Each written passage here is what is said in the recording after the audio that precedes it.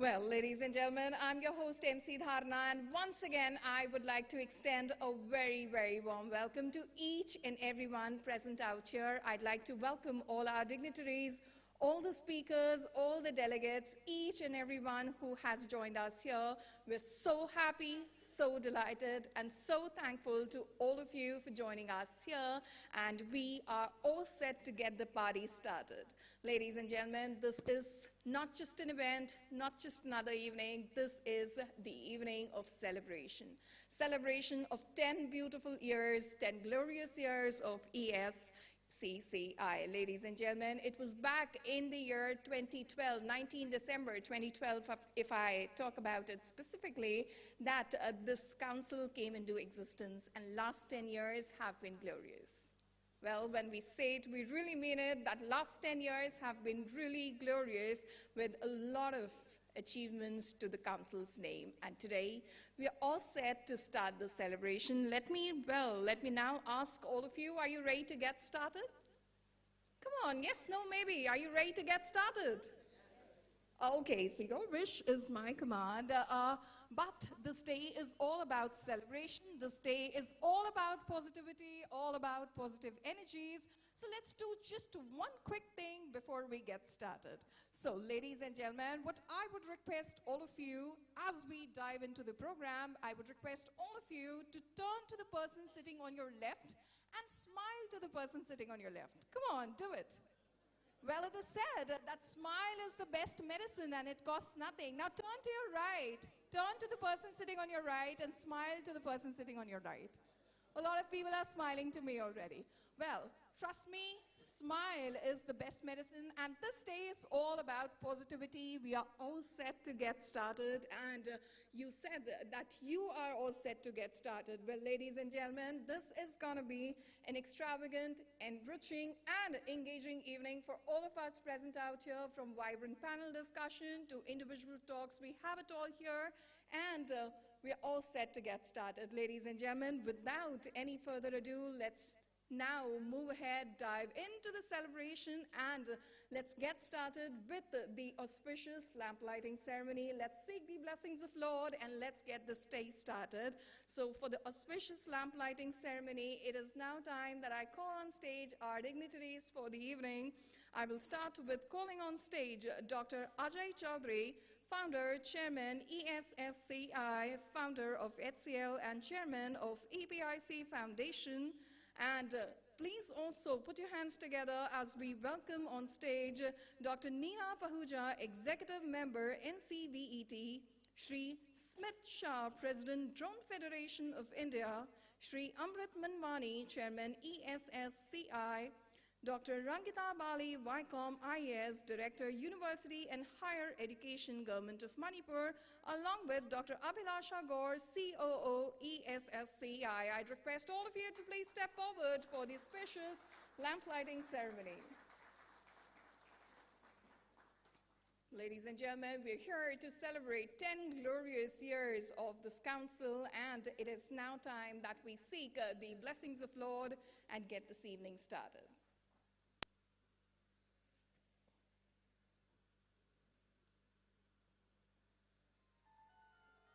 This is the day, now is the time when we seek blessings of Lord to move from darkness to light, from ignorance to knowledge, and from agony to happiness.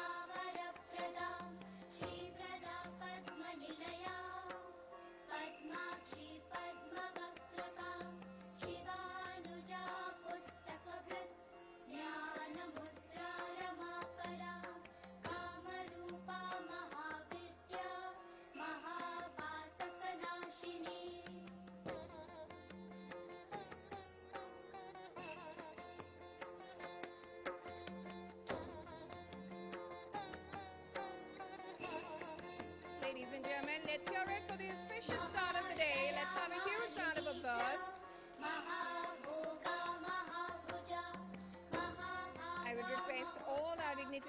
to please be seated. Please settle down. And ladies and gentlemen, it is now time that I call on stage one lady who is on a mission and one lady who has that vision. So the woman with a vision and a mission, ladies and gentlemen, it is now time to call on stage Dr. Abhilasha Gaur, COO ESSCI, for her welcome address and to share with us the ESSCI journey. Please put your hands together, ladies and gentlemen, as we welcome Dr. Abhilasha Gaur. The woman with a mission and the woman with a mission.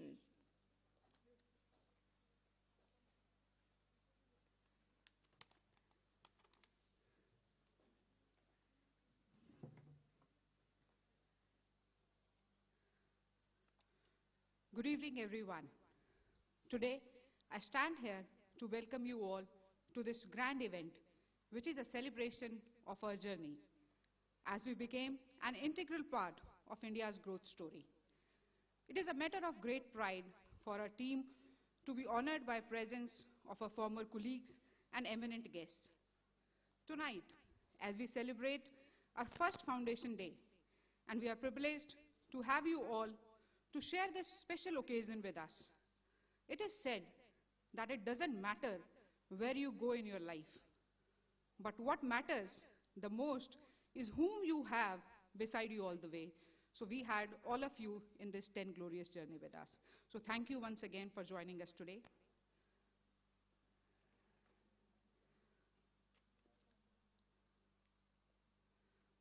Our journey started in December 2012, when 6 major electronics industrial associations came together, and with the support of National Skill Development Corporation, Electronic Sector Skill Council of India was incorporated with a vision to create a robust ecosystem for creating a future-ready workforce for ESDM sector worldwide to provide sustainable livelihood for masses.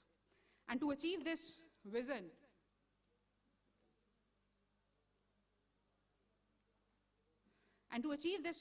our mission is to establish a structured mechanism with industry and academia to strengthen the existing skill development system through various initiatives like e-skilling, R&D, and adoption of state-of-the-art technologies.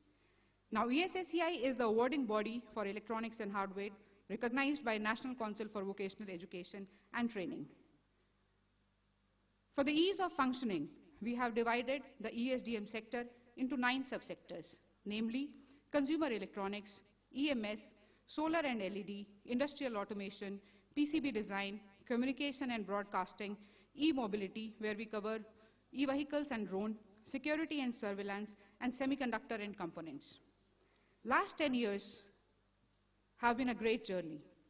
During this decade, we have managed diligently, discharged our duties with our dedicated staff, and support what we got from Ministry of Skill Development and Entrepreneurship, Ministry of Electronics and IT, National Skill Development Corporation, National Council for Vocational Education and Training, our present and former governing board members, industry, academia, assessment, and training partners.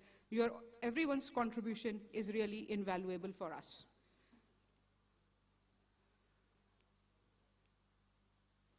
After incorporation on 19 December 2012, some of the major milestones that curated the ESSCI glorious journey have been listed on this slide. So if we start from 2014, when the Ministry of Skill Development was made, and we got empaneled as key implementing agency with MIT's ESDM capacity building scheme. Then launch of Skill India mission by Honorable Prime Minister in July 2015, and launch of PMKY1. By this time, the Council has made the NSQF aligned qualifications in 9 subsectors. 2016 to 18 proved to be a really good tenure as our candidates participated in 44th World Skills at Abu Dhabi in 2017, and we participated in 1 skill. In the same tenure, PMKY 2.0 was launched, and we did HPMP project with the ozone cell of Ministry of Environment, Forest and Climate Change in collaboration with MSDE.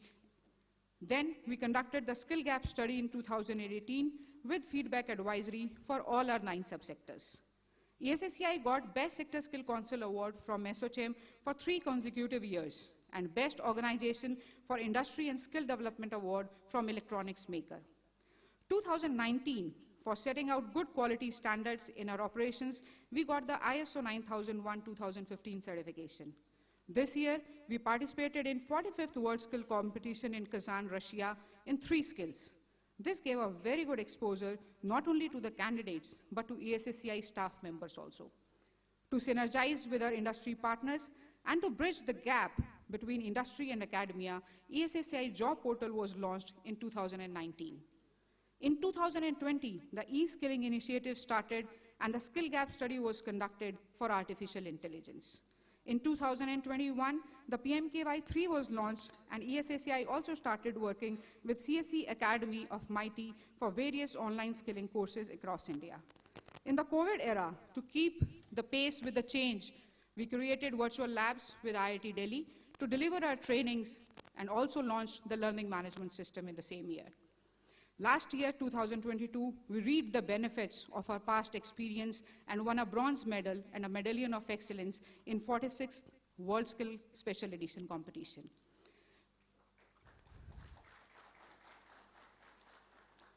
We won the BIS Infotech Hall of Fame Award and Outstanding Sector Skill Council Award by Indian Education Network.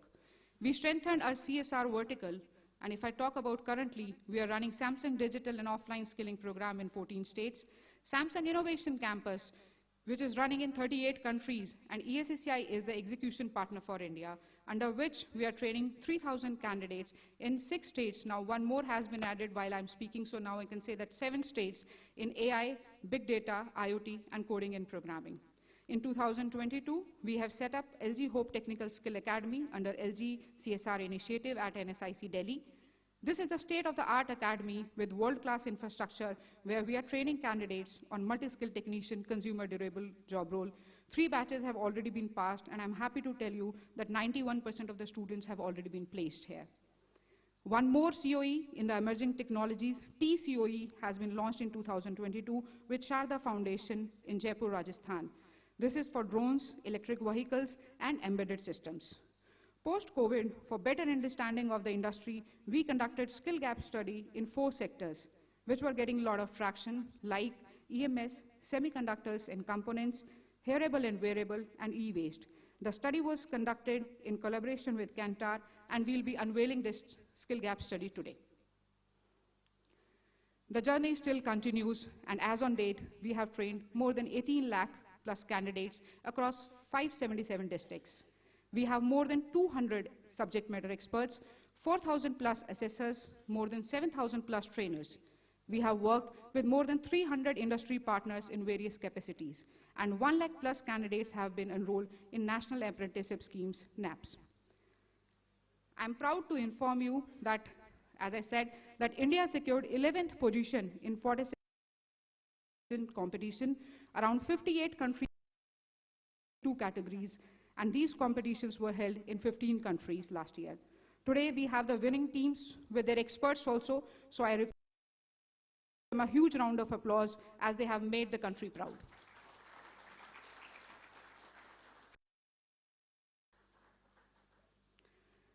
We have 88 NCVET approved qualifications across 9 sectors.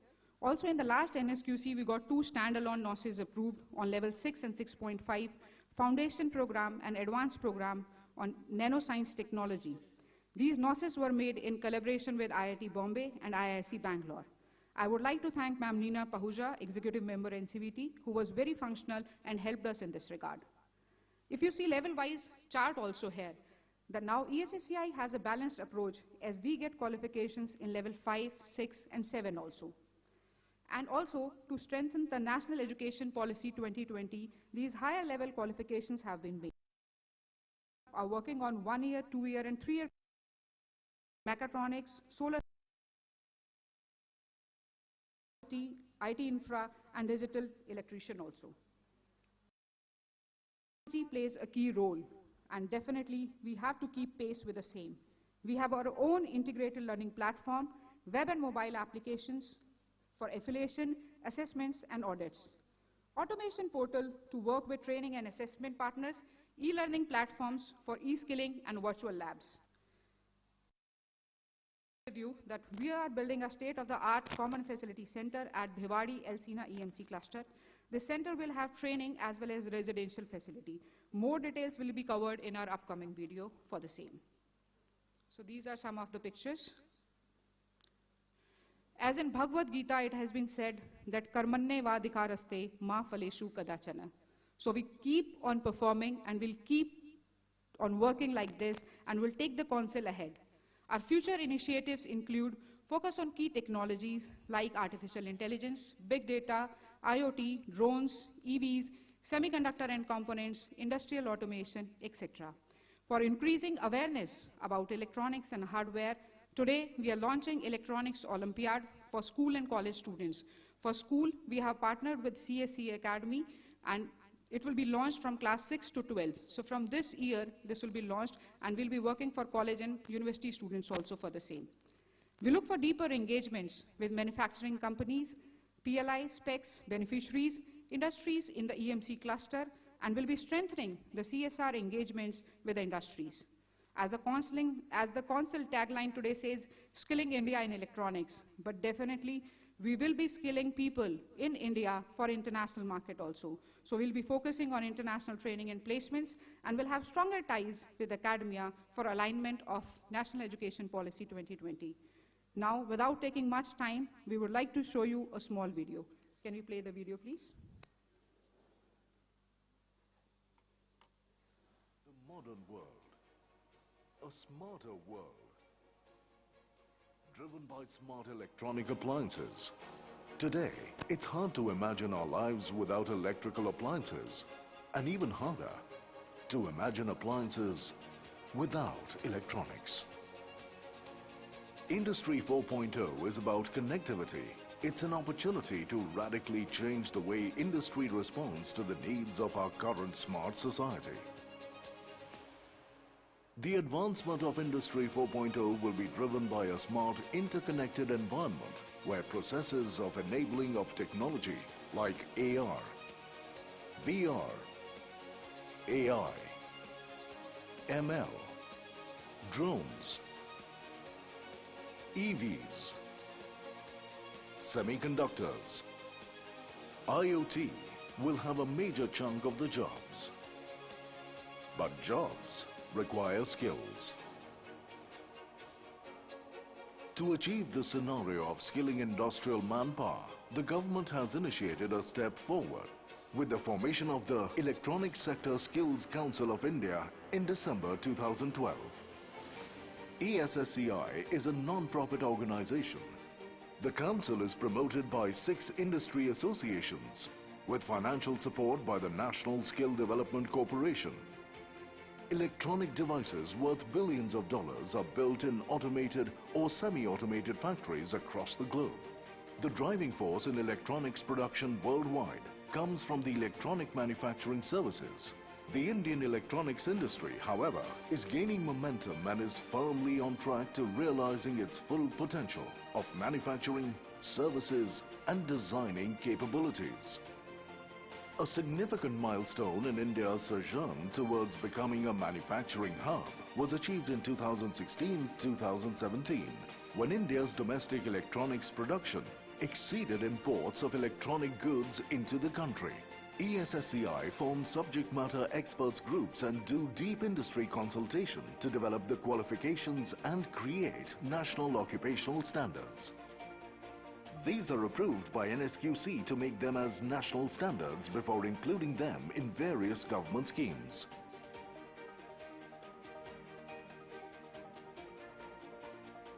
Across our 9 subsectors, we have created 85 plus unique qualifications for various NSQF levels as of today. Before delivering any training, we make sure all the trainers undergo a structured training program of training of trainers and training of assessors prior to qualifying them for conducting any training and assessment. ESSCI has trained more than 18 lakh candidates in the last 10 years. It works closely with industry, the National Skill Development Corporation, the Ministry of Skill Development and Entrepreneurship, and the Ministry of Electronics and IT to provide both skilling and reskilling services to the industry and academia.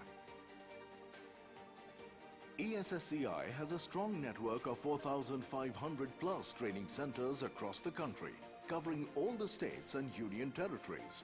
ESSCI has more than 7,500 plus trainers and 4,000 plus assessors and is supported by over 3,000 industry partners for building an effective ecosystem.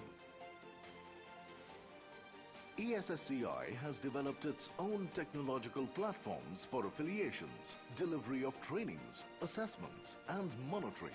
We have web-based and mobile applications for strengthening the quality and reach out to masses through e-skilling initiatives.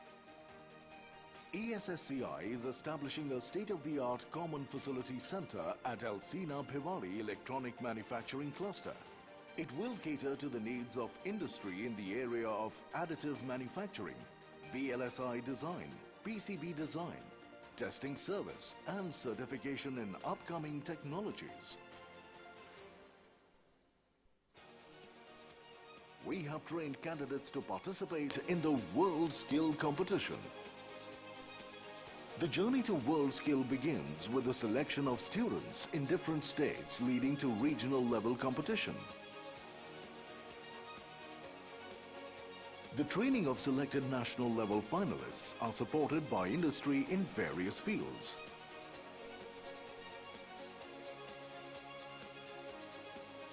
For better upskilling of training resources, we have centers of excellence with state-of-the-art facilities to showcase and train industrial manpower. Here, all the industrial consultations are available under one roof. ESSCI has understood the gap between the current campus academic and industry requirements and has launched STEP for delivering industry-ready candidates for better R&D work. The profile of the new age technician is undergoing a tectonic shift. From just an average technician to a value-added one. The future is electronics. Come, be a part of it. ESSCI, Skilling India in Electronics.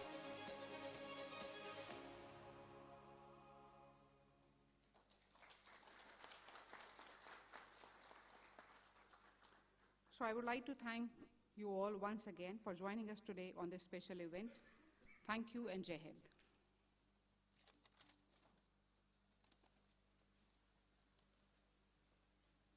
Ladies and gentlemen, let's have a huge round of applause for Dr. Abhilasha Gaur.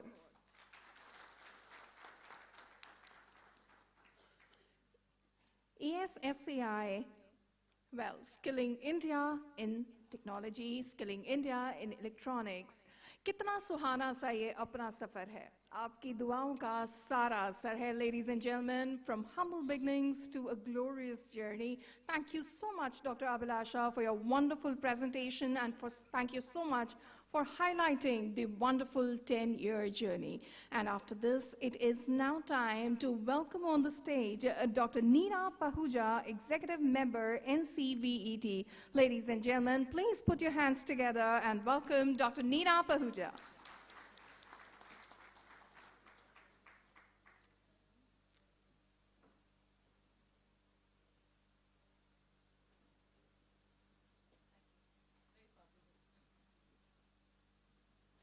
So it's wonderful to have a beautiful and a powerful host and wonderful speech from Abhilasha. A very good evening, everyone. Great to have all of you, but I think this presentation actually made me think something totally different. You know, 30, 35 years back, some of you may relate to it, there used to be ad in the newspaper that used to come. There's a little bit of steel in everybody's life. I'm going to change that. I think we need to come up with a different ad. There is a little bit of electronics in everybody's life. Right? And I still remember that ad. I don't know, some of you, the youngsters, may not have seen it, but yes, some people of my age group, I'm sure, have seen that ad. The ad used to come with a baby in an epi, And there was a pin, a safety pin, which was actually trying to put the nappy together. Those days we didn't have diapers. This is possibly 30, 35 years back. And now, actually, there's lots which Abhilasha has spoken about, and I'm sure lots will be spoken. But let's see more that needs to be done. So let me go back to IT. Okay. Let me go back to, first of all, my journey. I graduated from IIT Delhi in 81. So when I graduated in electrical engineering. By the way, there was no degree. IIT Delhi that time was giving in computer science or anything else. My majors were in computer science, but I graduated in electrical engineering. So my thought was that I must take up a job in electronics. And I actually looked around, went around. There were only 1 or 2 companies who were offering jobs that time in electronics. Over a period of time, and now I think if I met a lot of people, I think that things have changed. So I think it's this team who's sitting here has changed the complete scenario. And I think we need to do more about it. So let's look at where, I think what, although came in some of the presentation, but I think what we need to do more. Let's look at healthcare. Today, diagnostics of healthcare. Most electronics is imported. We are just assembling it. There is need for implantable devices. The world is working for that. The electronics today, again, if there is something happening in India, we're trying to get the devices from outside. Robotic surgeries, we did speak about, there was a slide here. But why are we getting all that from outside? We've got the best clinicians in India. We've got the best people here who are actually sitting and designing things here. So can we actually do things here? When I was part of Ministry of Electronics in my previous role, we started a center of excellence on IoT and AI. Of course, first one came in Bangalore, the second one came in Gurgaon. So when we started that center of excellence in Gurgaon, there were some kids who actually, there were 4 kids actually who started a startup. 2 of them were doctors and 2 of them were electronics engineers. And they come up with a beautiful product of prosthetic limbs. They had made a hand, which this is around 5 years back, and I'm sure things have improved now. And they came up with that particular product, totally indigenously designed, done here. So I was having a conversation with all the startups who were working in IoT, and I asked them, what is the problem and why are we not really coming up in a big way? You are so wonderful in designing, you are so wonderful, you've got such wonderful ideas. What do we need to do it? And in fact, we had a workshop with all the startups to talk about what needs to be done in India. So I think something which came out very clearly, loud and clear, was that we are fabulous in ideas. We're fabulous in designs. We're also very good in making prototypes. But when it comes to converting the prototype to a product, we somehow are not so good. So I think there needs to be, like we've started talking about IT products, I think there's also need for electronic product manufacturing, which is possibly a massive need in India, which I think all of us need to address somewhere. Because rest of the work possibly is happening, most of that work is happening in India, but somewhere the productization of that particular product is not happening and we don't get that stamp here. Again, I think another area which I personally feel, since we are dealing with all the sector skill council, is agriculture.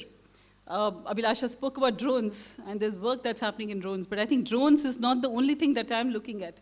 I'm looking at a lot of agriculture technology which needs the chips to be designed in India. Our kids actually know about what needs to be done. Our farmers know what they need. But somewhere we are not able to take our chips to that particular level that our agriculture can use it. So I think there is a massive need for it. We did speak about Industry 4.0, but I think there's more and more that needs to be done in terms of automation. I know, I've gone to a large number of factories, a lot of manufacturing companies.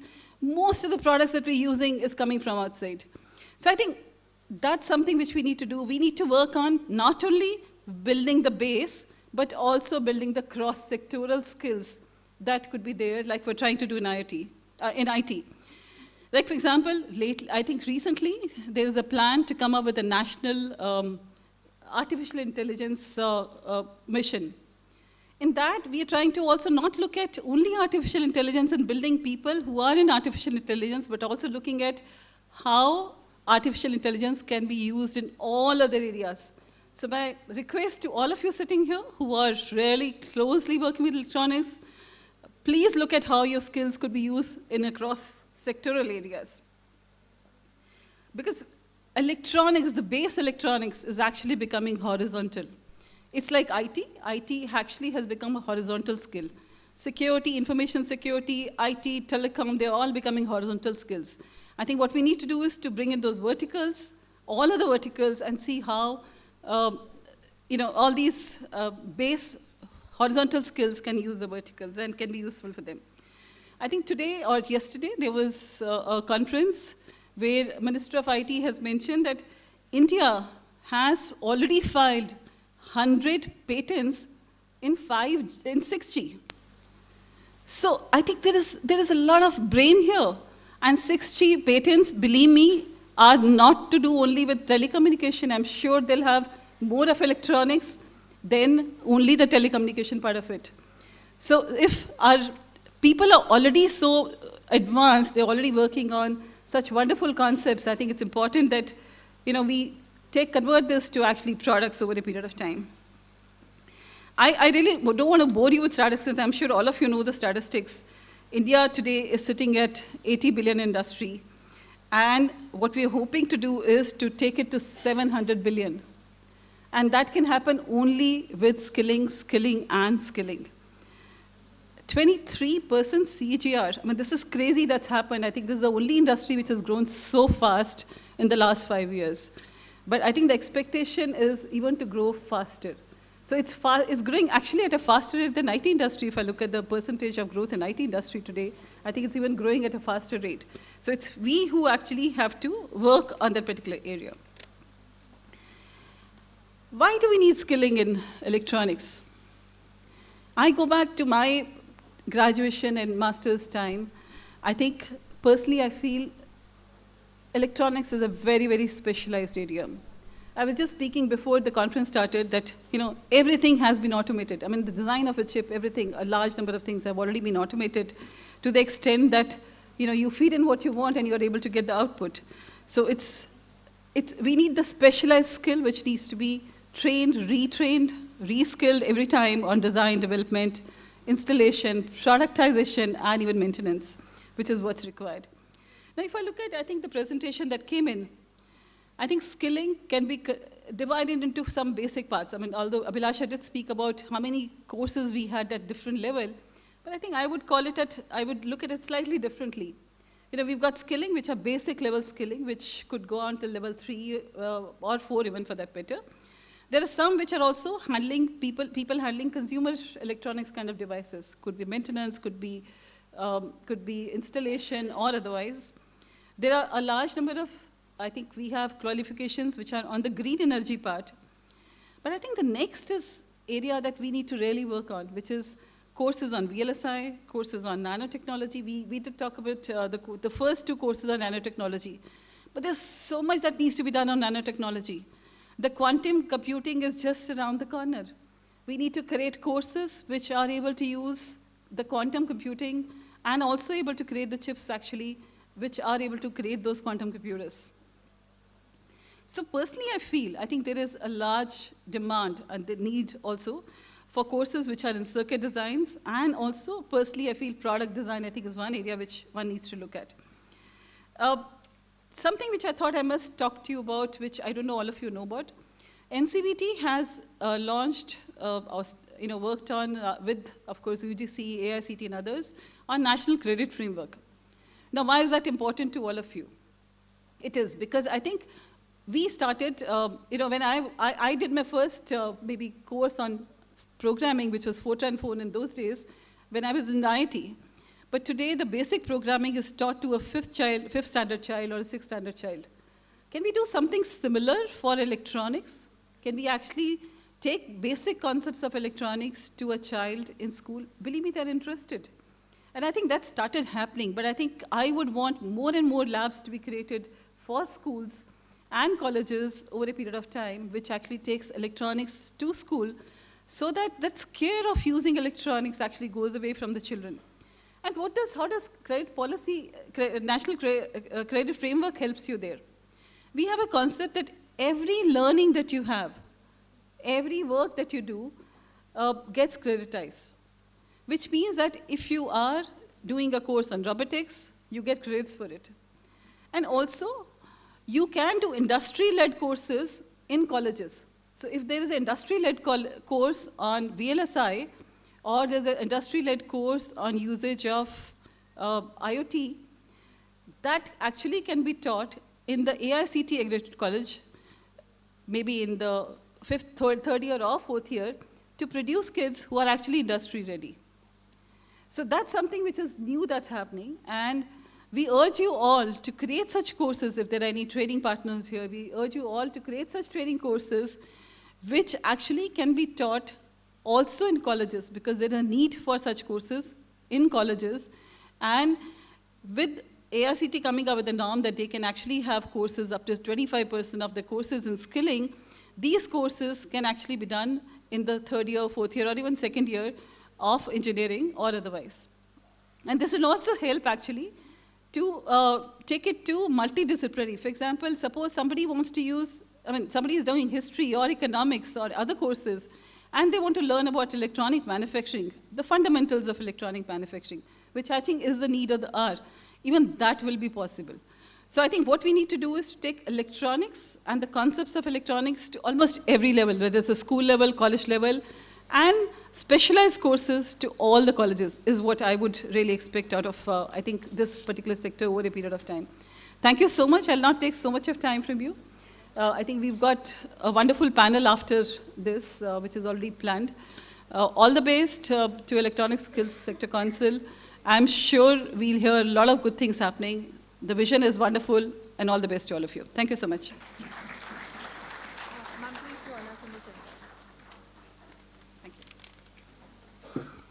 Well, thank you so much, Dr. Neena Pahuja, for your thought-provoking keynote address. Thank you so much for your wonderful words, ma'am. And I would now invite on stage Dr. Ajay Chaudhary. Please join us on the stage and help us felicitate our keynote speaker, Dr. Neena Pahuja.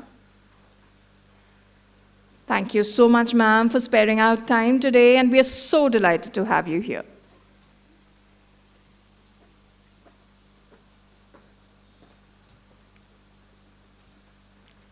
So we would request you to do the honors and felicitate our keynote speaker. And ladies and gentlemen, let's have a huge round of applause.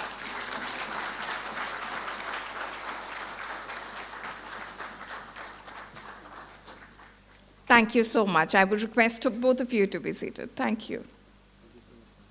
Well, ladies and gentlemen, after this, it is now time to move ahead with the panel discussion. Well, here at this 10th Foundation Day celebration, we are all set to dive into the panel discussion for the day. And the topic for this panel discussion is Semiconductors and Components Industry in India, Way Forward. Well, to get things started, I would now invite on the stage the moderator for this session, Dr. Ashwini K. Agrawal, Director, Applied Materials India. Ladies and gentlemen, let's welcome him with a huge round of applause, our moderator for this session. To join him on the panel, can I now have on stage Dr. Manish Kumar Huda, Head Technology Development, Semiconductor Laboratory, Menti, Government of India. To join them on the panel, let's welcome Shri Mukesh Chopra, Director, Microcontroller and Discrete ICs Groups, MDG and R&D, ST Microelectronics India. To join them on the panel, let's welcome Shri Prashant Kumar, Scientist, E-Ministry of Electronics and Information Technology, Dr. Ajay Agrawal, Professor and Head, Department of Electrical Engineering at Indian Institute of Technology, Jodhpur.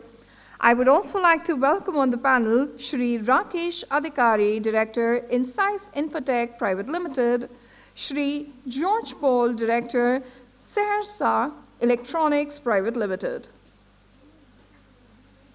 Ladies and gentlemen, Shri George Paul, Director, Sahasra Electronics Private Limited. Ladies and gentlemen, this completes our panel for this panel discussion. Let's give them a huge round of applause.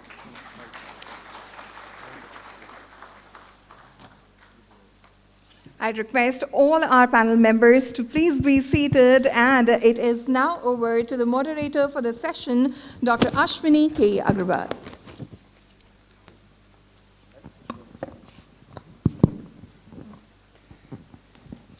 Thank you, Eski. It's a pleasure being here today on this very special occasion, the foundation day for this institution which has built up over the last decade. And it's a pleasure being here with all the moderators, all the panelists for the session for which I am a moderator. I can tell you one thing, as I was talking to Dr. Pahuja just before, as I walked across different factories across the last few years, there's so much of an excitement I see on the electronic shop floor. It's absolutely crazy. A lot of times there are people who are naysayers who question what's happening in India, but let me tell you, it's an amazing revolution that is shaping up in our electronics sector. The electronics manufacturing is here today, and we are at an exciting threshold where the semiconductor and the component industry is going to take a step up and rise to sync in with that and create an additional value addition for the nation. So if I actually take a look at it, we have proof points of what we can do. A lot of times there are people who question whether we can have our own semiconductor projects in India, whether we can have our own manufacturing out here, and take a look at what's happening in factories of industry leaders like Vinod Sharma-ji of Daiki, the way that industry is coming up, the globe industries as you walk through and see the execution of their capacitor plant. Or we take examples of SCL Chandigarh. SCL Chandigarh is a classic proof point that India can make its own chips.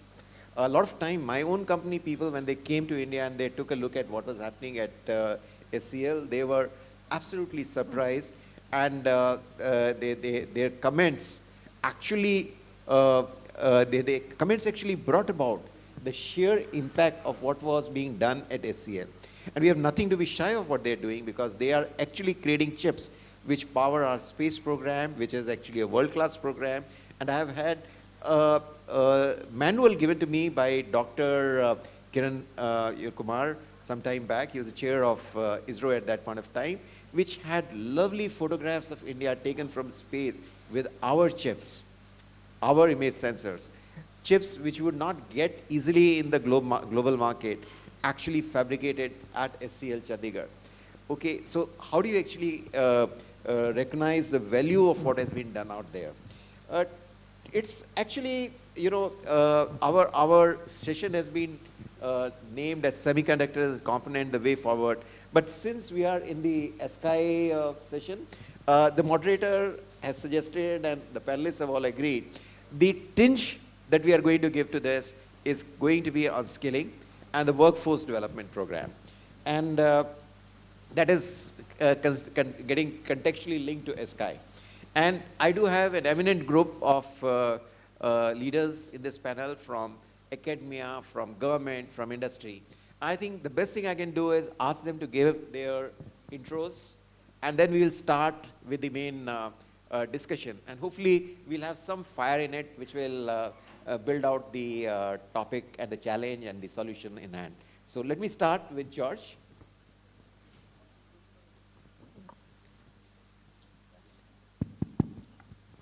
Yeah. Good evening to all of you. I first wish to thank ESSCI for inviting Sahasra and myself to this panel. To give you a brief introduction of myself, I am the Director of Corporate Strategy with the Sahasra Group, a niche electronics manufacturing and semiconductor manufacturing company here in India. I personally bring over 40 years of experience in the IT hardware electronics space, more than 35 years of it with HCL, followed by 5 years as the CEO of Mate, driving policy for IT hardware here in India. Thank you.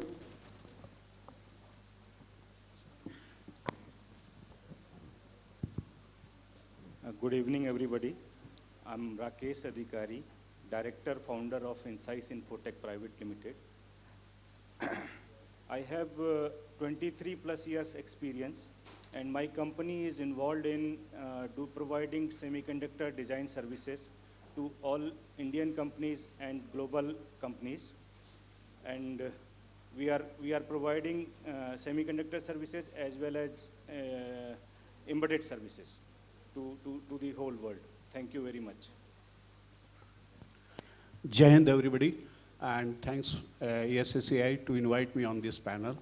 And I would like to congratulate that they have completed their 10 years. And what I would like to see them in next 10 to 15 years, when they will be celebrating their silver jubilee, that they are contributing to develop a trained manpower for the semiconductor manufacturing in India, are really supporting this mission, number one. Number two, also would like to see the change in the video where they have shown the skill of the manufacturing of semiconductor component being led by the foreigners. It should be replaced by the Indians by next silver jubilee. This is with myself, Manish, and I am from Semiconductor Laboratory, and working in this field from last 18 years, and I am responsible for technology development and innovation. Thank you. Good evening. Yeah, good evening. I'm Prashant Kumar, Scientist T from Ministry of Electronics and IT.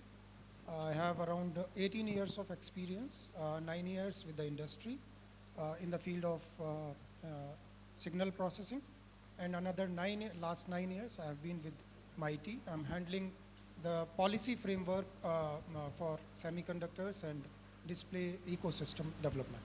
Thank you. Hi, good evening, everyone. I am Mukesh Chopra.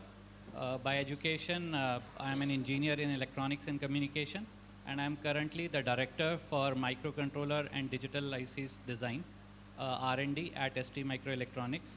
So what we work on is basically we design STM32 product line, which is the general purpose microcontrollers, and in its end-to-end design, which is including both the VLSI part as well as the embedded software. In my past years, I have a wide exposure to the various elements of VLSI, starting from the technology development to IP development to the actual chip development. I must say, whatever I have seen so far, I am extremely impressed, and I must congratulate the organization making it happen. And also, it was a good tagline to see that there is little bit of electronics in everyone. I'm sure in coming year there will be a lot of electronics in everyone, and this organization is going to play a key role to make that happen, not just globally, but specifically in India. Thank you. Thank you. So first of all, congratulations for this milestone of ESSCI. I am Ajay Agrawal. I am currently professor at IIT Jodhpur, but I started my journey after PhD from industry, and that was in a discrete devices, development of discrete devices in semiconductor, and then I moved to SCL Chandigarh.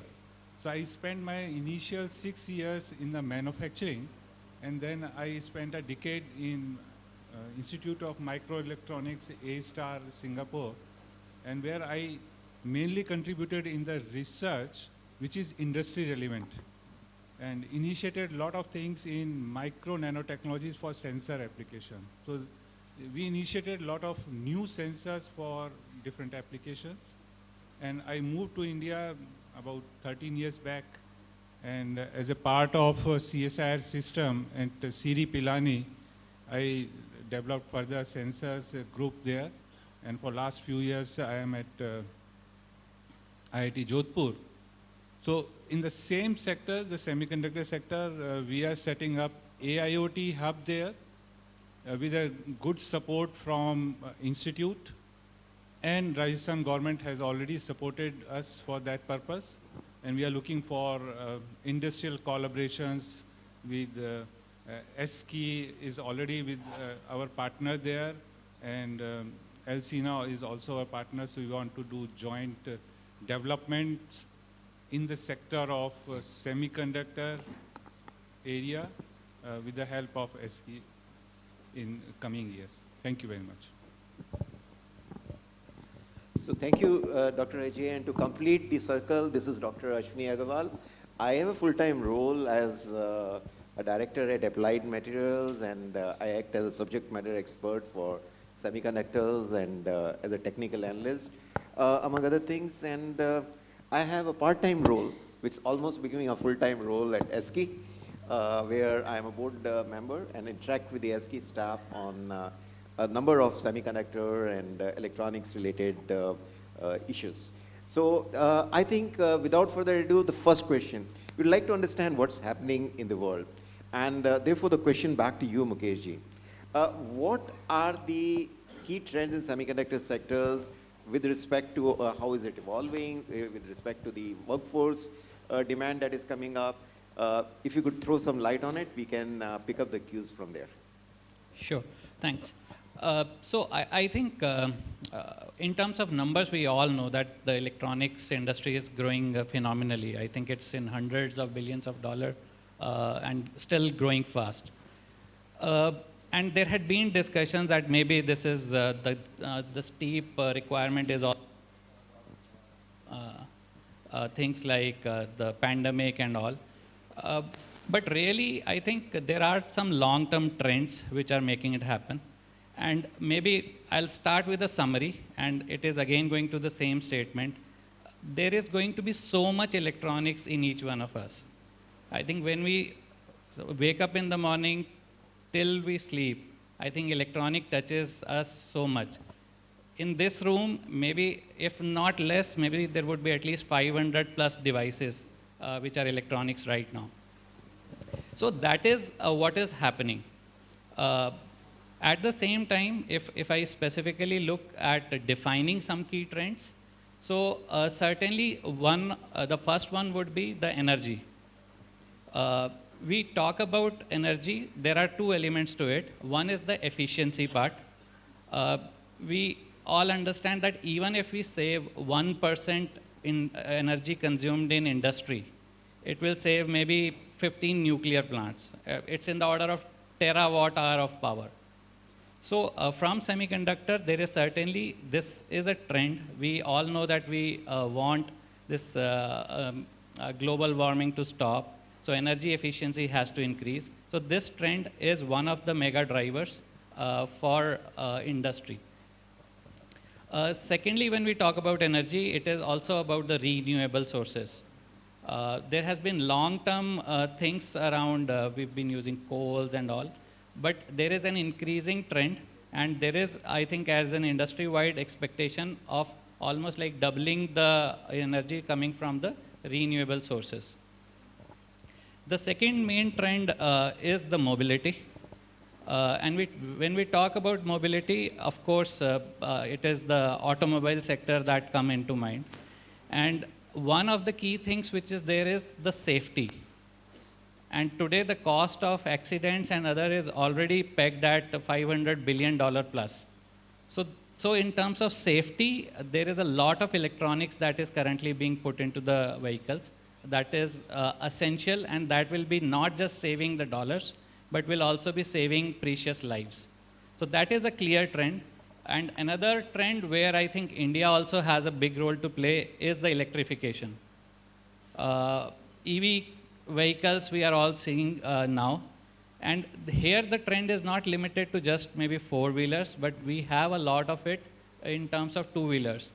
And maybe this is an opportunity where India can really shine and outsmart the world also, because we are, I think, already the leaders amongst the two-wheelers, and with this EV drive, we can take it further. The third, which is, I think, more obvious, and we touched upon it, is the IoT and the 5G, and maybe the coming up Gs. Again, in terms of statistics, I would say there are maybe expected that there will be 20 billion connected, perhaps 3 times the number of humans we have on this planet. So that is for sure driving. We all see our homes getting more and more automated, more and more things coming up. So these trends are, I would say, certainly the things which would be driving the industry for another set of 5 to 10 years. So clearly then the market we'll see an explosion of semiconductors. Right. So, and when this semiconductor is exploding, there needs to be a workforce behind that to make it happen. And clearly, this is what we had witnessed also, what in semiconductor we call as talent war in the last year. Uh, it has been so difficult to get the right talent that the term used is often talent war. And the key point here is this is mostly the VLSI part where we talk about. And VLSI, in a sense, is much more basic than many of the skills which we discuss. When we talk about drones, we talk about robotics and all that. These are a little bit more application oriented. But when we talk about VLSI, it is the core and the base. And it is more closer to, we can say, the physics. So when we talk about skilling and we talk about VLSI, that is what is the key which the industry is looking at. The good part is India is already a hub. If we go to things like LinkedIn and we put the filters and try to see, there is only a Bay Area in US, and then it is the India where you would get most of this talent. So we have an edge. And today there are organizations which are investing in India because of this availability of talent. But this is not sufficient, and clearly not sufficient. So that needs to continue, and we need to further improve so that the raw talent which is coming from the engineering colleges, it is really, we are able to leverage that and making it to use in the organizations. So great, Mukeshji. I would like to ask the other extreme. So yes, data is exploding out, and you are getting into memory packaging at CERSA. What is your view of these trends and how it is impacting the demand for Indian workforce? If you can give some idea on that, George. Yeah. Well, I would like to take just one moment because the reason why I have interrupted the panel is very, very special, ladies and gentlemen. We have amongst us our chief guest for the evening. Please put your hands together as we would like to welcome Shri Atul Kumar Tiwari, Secretary, Ministry of Skill Development and Entrepreneurship. He's here amongst us. Thank you so much, sir, for sparing out time and joining us here today.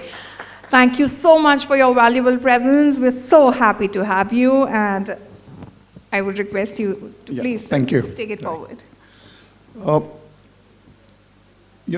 India has taken a goal to be self-sufficient in semiconductors.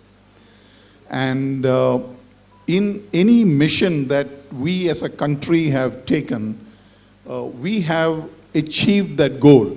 We take space as an example, we take atomic energy as an example.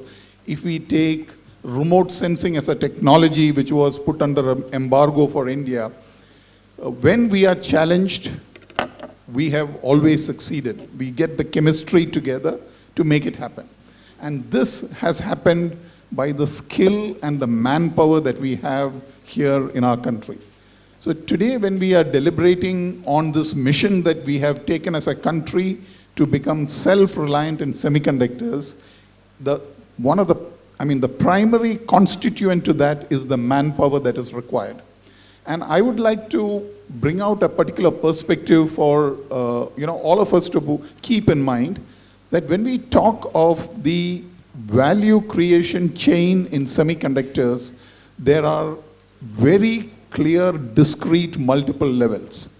There is VLSI design, there is chip fabrication, there is packaging design, and there is packaging at a macro level. And it is important that we see these four stages in their individual identity, because the domains and the skill that is needed for each of these are different. We all are very familiar with VLSI design. India and Indians are truly the global leaders in this space. And one of the primary reasons that has happened is because there was demand for this workforce from the outsourcing of engineering services from abroad to India. But all the other areas, be it fabrication, be it packaging design, be it packaging, we have not seen that. But that has to be met if we have to succeed. And I will now talk a little bit about packaging because I come from Sahasra Semiconductors. It is India's first memory packaging company to be set up. And they are, I'm very proud to say that they are going live in the immediate near future. Now, this is a first. There are no people available who are needed for the workforce that will work on this particular area. And very closely coupled to packaging is the design side of it. Now, what are the kind of engineers we are talking of? These are not necessarily electronic engineers. Electronic engineers are needed for the programming, the functionality testing, but engineers who are from material science, engineers who are from mechanical, engineers who are from chemical, right? These are the kind of engineers that we need. And when we talk of the industry, we need skilled people who will be there on the shop floor, the operators of the machine, the process engineers, the design engineers, the quality engineers. These are the skills that we will have to make. Now, when we look at our country, we have the people with the base knowledge, the basic sciences. We are engineers, we are chemists, we are mechanical engineers, but now we have to skill them to meet the need of the industry. And packaging as an industry is very tightly coupled, yet loosely coupled.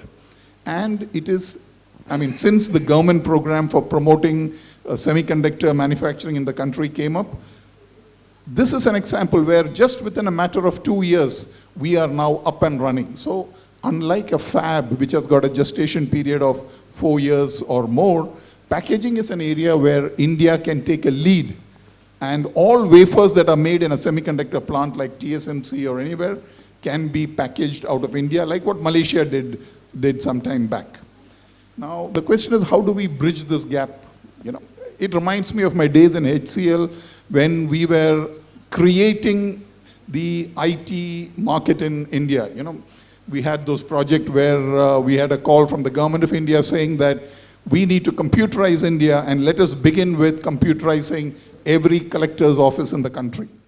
And we had to then suddenly expand from those few enterprises we were servicing to, servicing all of India.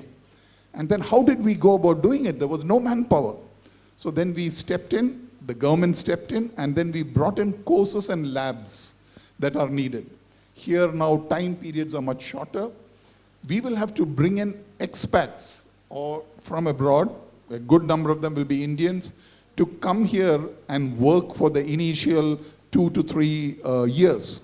Now this is an area in which the government should focus by providing support. The industries that are setting up and running, if they have to bring 5 expats from there, we will have to attract them with attractive salaries because they are taking a break in their career, but here is what is there. Second is, much of our institutions teach on the academic side, so we have to set up labs. So we will have to set up labs for thermals, for molding, for chemical compositions, for packaging design. And these labs, if they are set up in the center of excellences, which are next to the industry, right, then there is this continuous interaction between industry and these center of excellences generating the manpower that we need.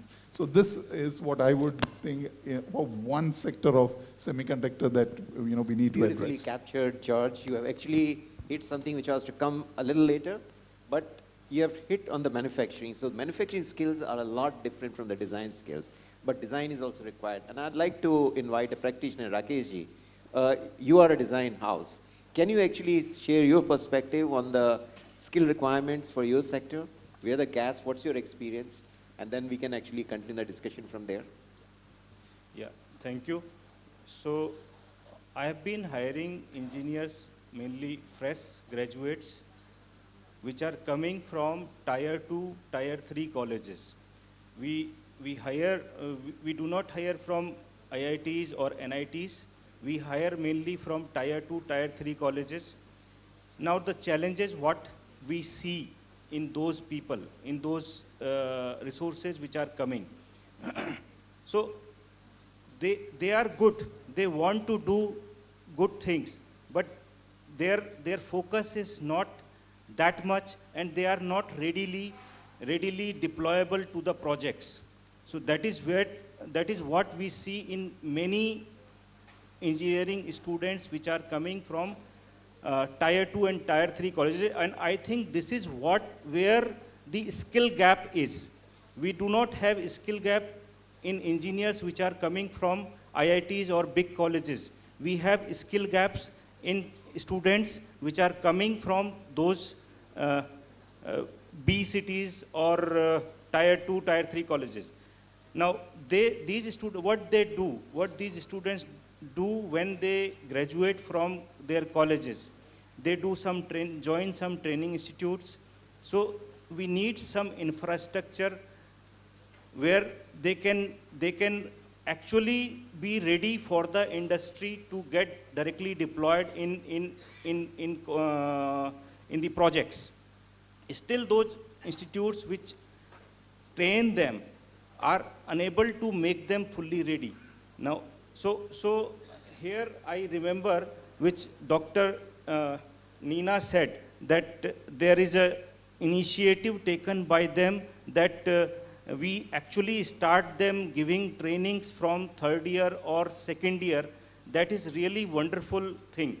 If that can happen, if we can instead of generalizing or instead of producing just electronics engineer, if we start producing VLSI engineer or packaging engineer or layout engineer, so we need to give them these goals so that they focus on skill set, and they actually industry needs these sort of engineers.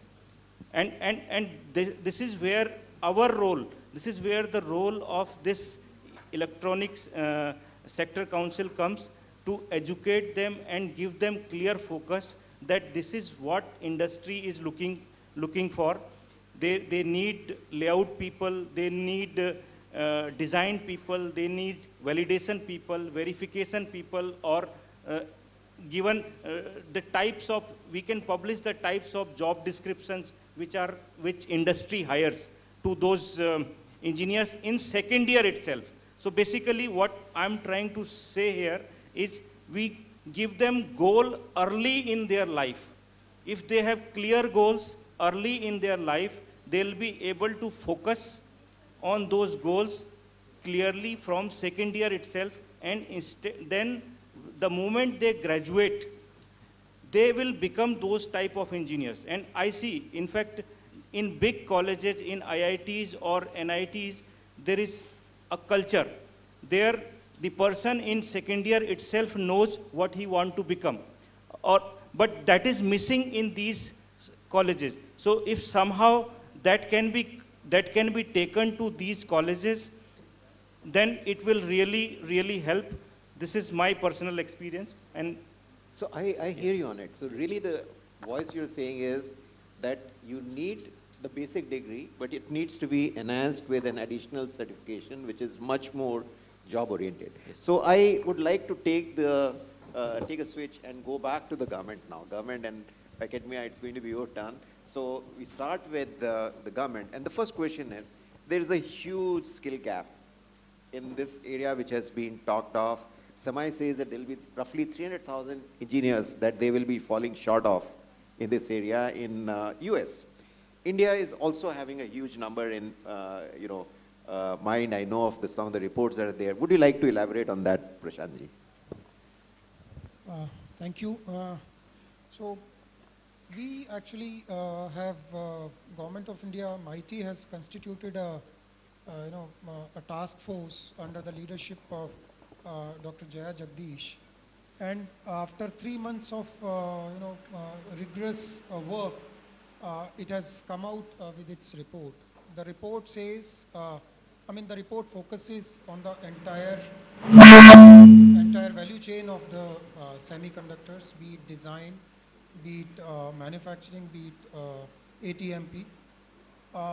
The report indicates that in 2022, the skilled manpower in design was in India, which was available, was around 125,000, and it has projected the number will get doubled by 2027. So it will be around 250,000, which will be the total skilled manpower required in India. Something similar they have even projected for electronics ESDM sector also, which was currently around 300,000, and they have projected it to be at least around 700,000, Wow. which will be required by 2027. In case of assembly, testing, marking, packaging, it's roughly around what they have indicated is the current requirement was around 700 to 800, which will shoot to around 15,000 by 2027, considering they have the program which is offering incentives and all 50%, I mean to the tune of 50%. So it's a it is million strong. estimated to around 7 to 8 ATMP facilities maybe functioning by the time by 2027. And for semiconductors manufacturing, we do not have other than the strategic ones, SCL and the GATEC and Sitar, we do not have really the skilled manpower readily available in India. So we'll be somewhere, it will be around 10 to 13,000 kind of requirement will be there in case of semiconductor fab manufacturing area also. So, you have a good news, Dr. Huda. They'll be offering huge packages to you if you shift to industry. But let me turn back. So you've given a very good view of the overall ecosystem that's evolving. 1 million people required. We are somewhere at a quarter of it right now. And, we have a mountain to climb. No time to lose. What is government looking at doing? Kya actions hain? Bade interesting actions hain, I know. Yeah, so if you can tell the group. So one thing is we have already launched, around a year back, Semicon India program, which we are calling, in which we are incentivizing, the setting up of the semiconductor fab facilities, display facilities, ATMP facilities. It includes the the design linked incentive scheme also. And all our schemes have, set aside certain portion of its outlay, 2.5% for R&D and skill development. So dedicated, fund has been allocated for those purposes. So that is one. That is one aspect. Another one is parallelly, our legacy program, which was named SMDP, Specialized Manpower Development Program, that now has converted into C2S, Chip to Startup Program, and there we are targeting around 85,000 plus skilled manpower to be developed in 5 years. There are roughly around 120 organizations which will be benefited. Organization, when I say it's going to be startups, it's going to be academia, and some of our government centers also. So already around 105 have been selected in the first round, and out of which around 90 academic institutions, which includes obviously IITs, NITs, but there are good number of private colleges and institutions in tier 2 and tier 3 cities. And what this program is basically providing, it has already, we have 13 startups which have been selected under that program, and there are 2 centers of CDEC which will be, running the program under that. So the thing is that, we are providing the infrastructure, in terms of EDA tools, the state-of-art EDA tools, yes,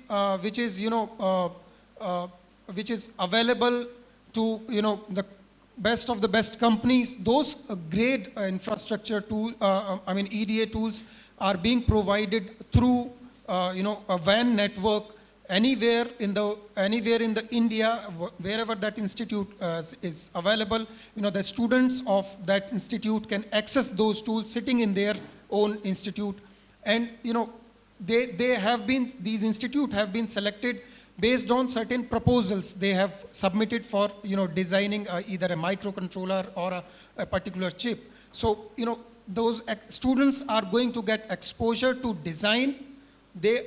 Those designs will be fabricated through this program. We have already, SCL is available. If anything is to be fabricated at 180 nanometer, if anything is to be fabricated at advanced nodes, we have tie-ups with IMEC and all. So those, they'll get exposure to the fabrication methodologies, and then also the validation. The chips will be delivered and that the testing. So that way, government through this program is estimating to develop around 85,000 skilled, specialized manpower for VLSI design and the semiconductor technology in coming 5 years. So beautiful. Actually, that is what I was seeking. You hit the nail on the head. There's something exciting, audience, that the government is doing. It's proactively giving these EDA kits to 130 institutions. Of this, 105 is already disbursed. Actually, 110 is already disbursed or is in the final stages of dispersal. And these are not, test kits or whatever. These are advanced, full advanced EDA kits, the sort you use in your design house. Alligaro, Cadence Alligaro, or the Synopsys and Mentor Caliber products. And what is design actually? Ultimately, design is taking some of these packages and you are going to do a pick and place of the components on it, do the routing, do the simulation, and take out a design which will be given to a fab to make. So the students, this is what they never had. These actual EDA tools are so costly, they never had. But the government's breaking and ice sealing on this to get this out to the institutions. 130 institutions, you are actually at a stage where you will create a force. Yeah. In addition to that, this is being provided largely to institutions and the CDEC centers. But there is under the DLI scheme also there is an infrastructure, the EDA tools which are for commercial applications, and they are being, they will be available, they will be accessible to startups, MSMEs, and the Indian companies who are, approved under the DLI scheme for developing the chips. So, beautiful. So I think this is a very concrete action on the ground. I want to come back to Dr. Huda. So this is the theory part of it.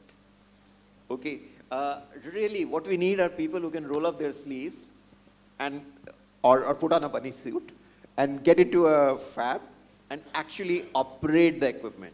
What is the solution that you are looking for it? Now you have both the industry hat and you also have the government hat.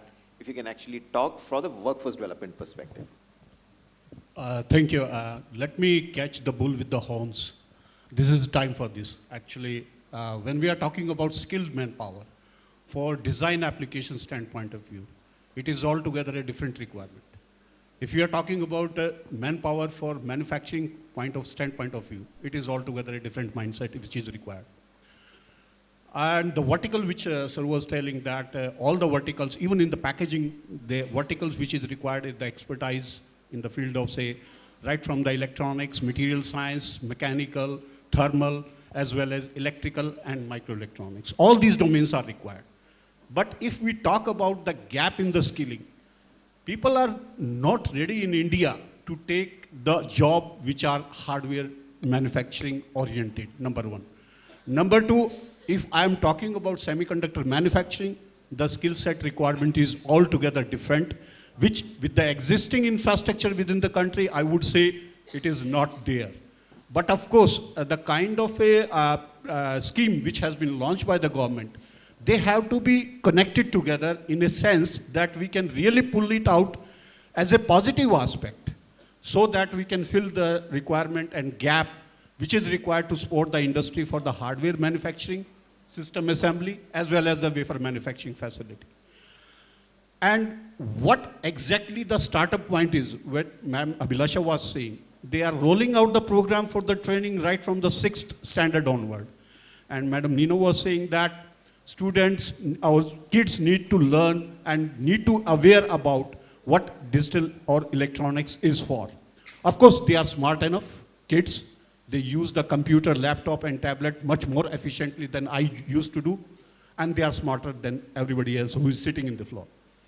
We need to get them aware that what does it takes and what lies beneath and what is interconnecting together, so that they will develop the interest not in the white collar jobs, I'm sorry to say that, but in real hardware burning.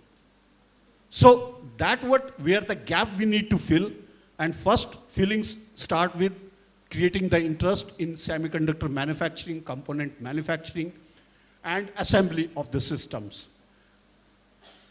Second part, if I would say the verticals in which we need to train them, I would say there's a two segment in this. One segment, sir, that a fab to be established in the country, they should have the opportunity. If I am developing such a kind of a manpower, that should be ready and to grab by the industry within the country itself. It should not be like a model that we are training and graduating and people and they are serving outside, or they are serving the MNCs in the country, not serving the society of India. And what exactly we need to do? When I'm talking about semiconductor manufacturing part, there's a two ways. One is a manual fab, another is an automated fab. So skill set requirements altogether different for both. And what high volume manufacturing facility is really a automated fab. And if skill set you say SCL used to have, they used to have the people who can run the manual fabs. They also need to be upgraded for the skill set to run a actually high volume manufacturing facility. And if people are training them, what is the gap is that we don't have the infrastructure to train them for high volume manufacturing. But there are the certain stages of training and certification, which I think is required and which can be given, where Electronic Sector Skill Council of India may play a major role to drafting the curriculum and connecting the dots of the facilities which are available within the country, small manufacturing labs, clean room labs, and process integration labs, where unit process can be developed, where the training on the equipment tool set can be given to the student, and they can learn the basics. And this will give the add-on advantage to have a good connectivity about what they are studying in their curriculum and what they are implementing on the practical work. Sir, ab aap kar rahe hain ye? Yes, this is what actually the right question. We are doing that. We have been doing that with the SMDP program, but unfortunately the connectivity was there. We have the limited resources. We cannot upload the fab with the kind of a support which I think students need. But most of the part was feeling that they are not having the hands-on experience on the semiconductor manufacturing part. But of course, if I can scale up at the basic level in the institutes, then an institute can be created within the country as a center of excellence. Maybe SCL can be upgraded up to that. If any high volume manufacturing are coming in our country in coming 1 or 2 months, but it will take certain time though, okay, to scale it up and to absorb all the manpower. By that time we will be ready with the right kind of a choice where I think they can be tailored and tweaked to run the facilities. That center need to upgrade it in a way that a single platform can be given to the student to fill the gap of the skill set which they require really running the integrated manufacturing facility in India. This is for the semiconductor. This is true for the semiconductor also, sir. This is true also for the ESDM sector. This is also true for any electronic manufacturing cluster system, to train them and to have their vision to integrate this product. Making chips won't be serving our purpose. Making systems will serve the purpose. That should be the hour. Thank you, sir. I think that's beautifully captured. I must now come to Dr. Ajay. Ajay sir, what is the role you see of an academic institution like IIT Jodhpur in delivering this value to the nation? A trained semiconductor component electronic workforce. If you can share the IIT Jodhpur experience, I think that would be invaluable. Yeah, it's an important point. Well said by our other panelists. There is a gap, definitely. The training requirement for semiconductor industry is of different kind. First thing, the courses taught in most of the engineering colleges or diploma do not give hands-on to anyone at the BTech level. BTech students do not get anything of a semiconductor wafer. What is a wafer? They don't know even. So I'm surprised when the BTech student comes and say they are not able to spell the wafer. They are saying wafer is something water or something. What is this wafer? So that's a pity of our BTech programs. But well said. We have taken a major step in this aspect, taking this semiconductor industry and the components. At BTech level, associated degree, we have what we have done, we have a specialization in electronics also. 9 different specializations we run in electrical engineering, and it has components of semiconductor processing and other things. We have dedicated programs we have started for the masters, like sensors and IoT, IoT and applications, robotics is there, AI and data science.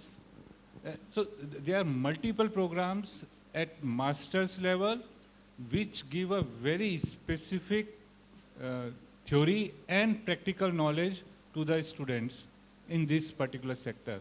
And we found that this is very useful. Another thing, when we say that the industry is coming, semiconductor industry is coming and the training, see, none of the fab will be training any student. These fabs are not for training at all. They are all automated. They will not allow anyone to tune any process for the training purpose. Training is given when you can change the process and different parameters and see what is the effect of it. So that type of program we have initiated, and I'm thankful to ESSCI also. We have signed an MOU last month only, and we want to develop such programs that diploma BTech students can join these small programs just to have a feel of the programs, what are the processes are going on. There could be unit processes run through, could be month program, 3-month programs. So that way the skilling can be done. We were discussing, like, when you go to a fab, there are a lot of vacuum systems. Vacuum technologies are not taught in any of the BTech programs today. It's an obsolete thing. But without understanding how to manage a vacuum system, how a system will run? So there are a lot of needs, and these can be done in facilities which are tunable. Unfortunately, government has not supported these facilities yet. Government has not supported such facilities. They are looking for a product, final product. Design tools are to design a product and get it fabbed somewhere. That is not enough. That is not enough for the country to grow. And it is not only the ICs which need to be made. Today, when we are talking of a system, system has more than ICs. And one major component we are forgetting is a sensor. And making a sensor fab, you need an investment 2 orders less. And we are not focusing on that. If you can make a sensor of, say, value X, it goes into a system, and system is sold at 100X. So that is one approach we have taken to work on the sensors. And we are setting AIoT Innovation Hub in IIT Jodhpur campus with the support, as I mentioned, of our institute. And Rajasthan government has also supported us for about 70 crores to establish this center. And objective is to develop smart sensor systems. And we start from the design of the sensor, fabrication of the sensor, design of the control electronics, fabrication of the electronics, design of the system, and realization of the system with communication and intelligence. So that is what is required. And where it is to be used, the sectors we have chosen, as mentioned by Dr. Nina also, MedTech. We have initiated a program, a unique program called Medical Technologies. And it's a unique program of IIT Jodhpur and AIMS Jodhpur together. We jointly teach the student. Our students are also 50% medicos and 50% engineering background. And that is how we are working on such programs. And they are the user of these type of technologies. So as a system, if we are looking for smart systems, and we have to look for different training programs. Another thing I would like to say is that when we are doing the master's program, we are doing it in a certificate stackable program fashion. So if a person is interested in, say, 6 months training only, he gets training in a particular module and he gets a certificate. If he collects 4 certificates, the MTech is given. So that way, it is not compulsory for everyone to do masters, do a training skills, whatever is required. And those programs more need to be developed to strengthen our semiconductor sector. That's my take. Beautifully captured, Dr. Ajay. Actually, the degrees are foundational, but you need to have certification stacks to take the people to the specific skills they need to execute. Correct. So actually, at this point of time, we are under a time pressure from the organizers. And I would just like to ask one point from everyone. Your recipe for ESSCI to actually execute in this area. Your recipe, your recommendation for ESSCI in this area. We are one line. Yeah. We are worked closely with ESSCI to define the course qualification and skills needed, particularly for the manufacturing area. The one step that we as a country can take now is to build those labs. We do that. We know the kind of labs that we need. Just build those labs and we will start producing our people. Great. Over to you, Rakeshji. If we have to implement just one thing, then I would suggest that we should give focus to students early in their life, maybe in second year itself. Great. So this will really help them becoming skill ready the moment they pass out and industry ready the moment they pass out. Perfect. Manishi. Yeah, just a quick comment. We need to train ourselves in a sense where I need to put this forward that we might have seen the slides there in the morning by Ma'am Abhilasha. One mistake was there. The chip is to be put on the device under test in the tester and being held by a bare hand. We need to develop skill set up to that level so that we can understand the requirement of the subject.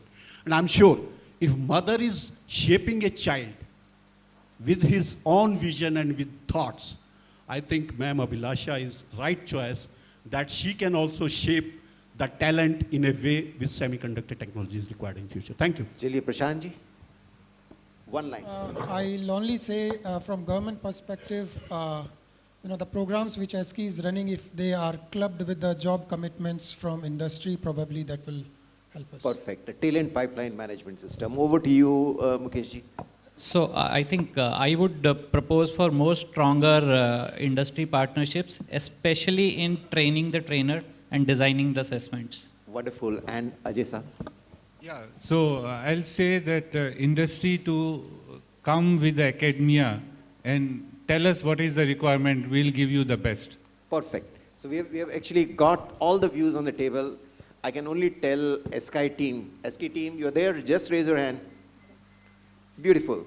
अभी तो असली उड़ान है बाकी, अभी तो इरादों का इम्तहान है बाकी, अभी तो नापी है मुट्ठी भर ज़मीं, अभी तो पूरा आसमान है बाकी. Thank you. Well, thank you so much to the entire panel. They very rightly touched upon the fact that abhi to napi hai mutti bhar zameen hi, abhi to pura asman baki hai. Thank you so much to the entire panel for such an insightful panel discussion, ladies and gentlemen. After this, I would now invite Dr. Ajay Chaudhary on the stage. I request our panel members to please be here on the stage for some more time, and I would request Dr. Ajay Chaudhary to please join me up the stage, as we would request you to felicitate a few panel members.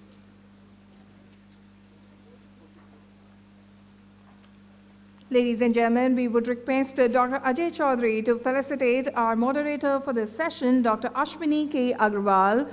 I'd request Dr. Ashwini to please step forward for the felicitation.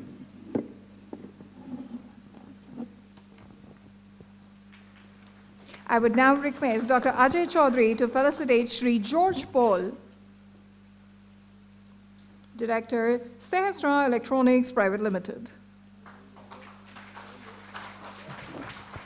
I would request Dr. Ajay Chaudhary to felicitate Shri Rakesh Adhikari, Director, Insights Infotech Private Limited. Thank you so much, Dr. Ajay Chaudhary. I'd request you to be seated. I would now invite Shri Amrit Manmani on the stage to please do the honors for the rest of our panel members. Ladies and gentlemen, let's welcome Shri Amit Manmani.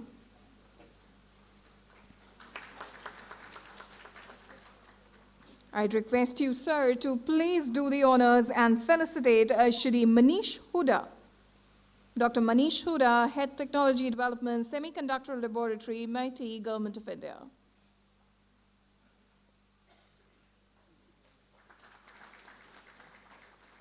Sir, I would now request you to felicitate Dr. Ajay Agrawal, Professor and Head Department of Electrical Engineering at Indian Institute of Technology, Jodhpur. I now request you to felicitate Shri Mukesh Chopra, Director, Microcontroller and Discrete ICs Group, MDG, R&D, ST Microelectronics India. And last but not the least, I would request you to felicitate Shri Prashant Kumar, Scientist, E-Ministry of Electronics and Information Technology.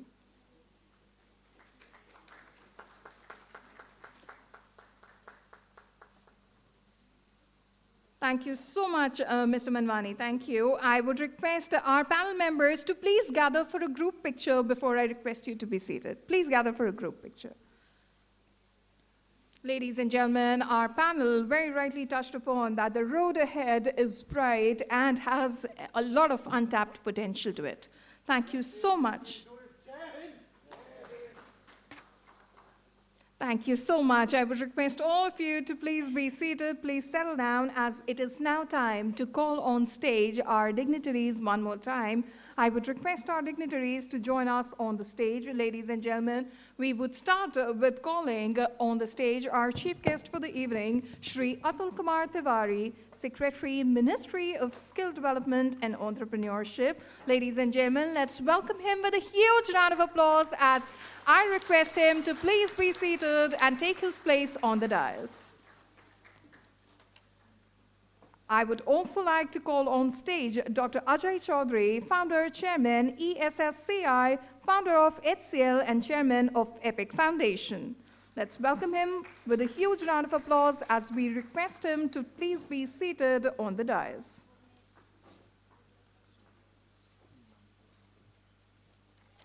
I would now call on stage Dr. Rangita Bali, Vaikom, IAS Director, University and Higher Education, Government of Manipur. Please join us, ma'am, up the stage. We request you to be seated on the dais. Ladies and gentlemen, we'd like to welcome on the stage Shri Smith Shah, President, Drone Federation of India. Sir, please join us up the stage and please be seated. We would also like to welcome on the stage Shri Amrit Manmani, Chairman, ESSCI. Let's welcome him up the stage. We'd also request Dr. Abhilasha Gaur, COO, ESSCI, to please join us up the stage and please be seated on the dais.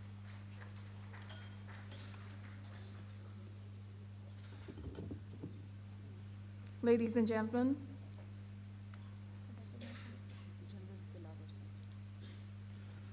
gentlemen, this picture is not complete without one person. I would also now invite on stage General Dilawar Singh, an industry veteran, to please join me up the stage and please be seated up the dais.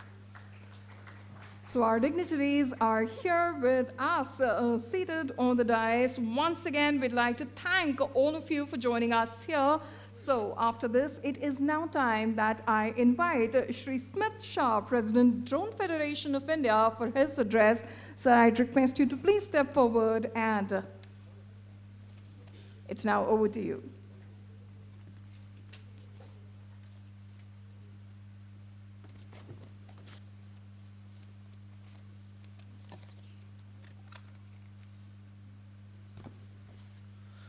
Shri Atul Tiwari ji, board members and executive council members of the ES Electronics Sector Skill Council, partners, assessors, and collaborators of the electronics and training ecosystem.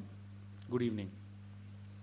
My name is Smith Shah. I represent Drone Federation of India, an industry body that represents 200 startups and large corporates across the country that work on drones, and over 2,000 individuals, drone pilots and professionals who are working in this sector. I'm sure some of you would be surprised with the number of 200 startups working in drone technology in the country. Drones, as you're very well aware, are being used for aerial cinematography. That's the most common use that we see across India. Wherever we go, the first thought that comes from drones is the photography drone that flies everywhere. The next thought that comes, if I push you a little bit more, is the ones that are used for doing surveillance in those Hollywood movies, where the drone goes in some Middle East area and is being used by the military for various applications. But that's not the only use of drones that generally is the perception of the people. They are being used for spraying pesticides to support our farmers. They are being used to deliver critical medicines and vaccines in rural, hilly terrains. They are being used for mapping all our national highways and other infrastructure projects. They are being used for surveying mines. In some of the cases, surveys using drones for mining has been made compulsory because of the value add that it can provide. People are building drone taxis, not just across the world, but also in India. We have a startup in IIT Madras that's working on this aspirational project of building drone taxis. So as you can see, that drone technology as a whole, which is the flying object where the pilot is not on board, is helping multiple sectors increase efficiency, save time, reduce cost, and improve the accuracy of data, especially geospatial data with which decision making can happen. The government recently recognized the economic and the strategic potential for drone technology and has taken several initiatives to support the sector. I'm going to talk about 4 pillars that are supporting the Indian drone ecosystem today. The first one is a liberal policy. The pillar is ease of doing business, under which government through a series of reforms essentially brought out a new policy called the Drone Rules 2021 in August of 21. And almost all licenses and permissions that were administrative in nature were removed. Before, in the 2021 policy, which was announced in March, or the 2018 policy, there were several licenses and permissions that were needed. As per the August 21 policy, if you're doing manufacturing, services, training, or any other aspect on drones, at the max, you require 1 permission or license or approval. So that's what has happened in the policy space. It's become very easy for people like me and you to set up a drone company and start building various products and deploy various services. After that, we said, okay, there is ease of doing business, but maybe our policies came slightly after what the global economies and the global countries, other countries have shaped up. So we need to increase speed of development. What is much better than financial incentives? So second pillar of supporting drones in the country, production linked incentive scheme. In fact, for drones, it's one of the only schemes where there is no requirement of any minimum investment, no requirement of minimum revenue, no requirement of any minimum plant and machinery or any kind of job creation. It's purely linked to the number or the revenue that you sort of do, or the production in the true sense. Simply, if I'm doing $100 worth of sales or 100 rupees worth of sales, and if my purchase cost is 40 rupees, on the 60 rupees that is considered as value addition, I get 20% incentive, and the incentive remains common for 3 years. So that's the kind of support that has been granted without any commitments, because the government sort of recognizes that there are many startups in this sector which may not be doing heavy investment in the beginning. The third pillar, we wanted to support ease of doing business. We brought in financial incentives, but also there was a need for building competitiveness and providing extraordinary support to domestic industry. So there is an import ban on completely built unit or completely knocked down kits or semi-knocked down kit on drones. The idea is basically import of drone components can be free. Its final assembly can happen in the country, which will ensure that the final understanding of the design, the assembly and the intellectual property derived thereafter remains with Indians or with Indian entities, which is why the third pillar, which is the protectionism or the favoritism to the domestic industry. Fourth, with all of this in place, finally there has to be a customer, and if the customer is very large, the ecosystem automatically will start developing its own revenue and will start investing in technology development and all, which is where the government stepped in again and said, okay, let's make the government as a market maker. What do I mean by this? When I said that drones are being used for mapping all our national highways, of course, National Highway Authority of India is the largest customer that is using drones to map all highways of the country once per month. There's video monitoring happening for new as well as highways that are being made. When drones wanted to be deployed for supporting our farmers for spraying operations, government stepped in and said, okay, let's give the farmers capital subsidy. For mining operations, a lot of compliances need to happen. So there is a rule under which drone-based survey specifically is mandatory for mines that are of a particular size and have particular volume of production. So these are the kind of interventions in the civil space. In the defense space, just to quote the example of the current 2 months, the March and the February month, there are procurements worth 2,000 crores approximately that are happening, where the Army and the Navy and the Air Force are buying drones across all applications. And all of these are real applications where our soldiers are getting support either through intelligence or through logistical deliveries at high altitude regions. It's estimated that about the market size, the revenue potential, not the ideal market size that people generally don't achieve, but the revenue potential, direct and indirect, supporting the drone ecosystem is about 30,000 crores achievable by the industry in the next 5 years.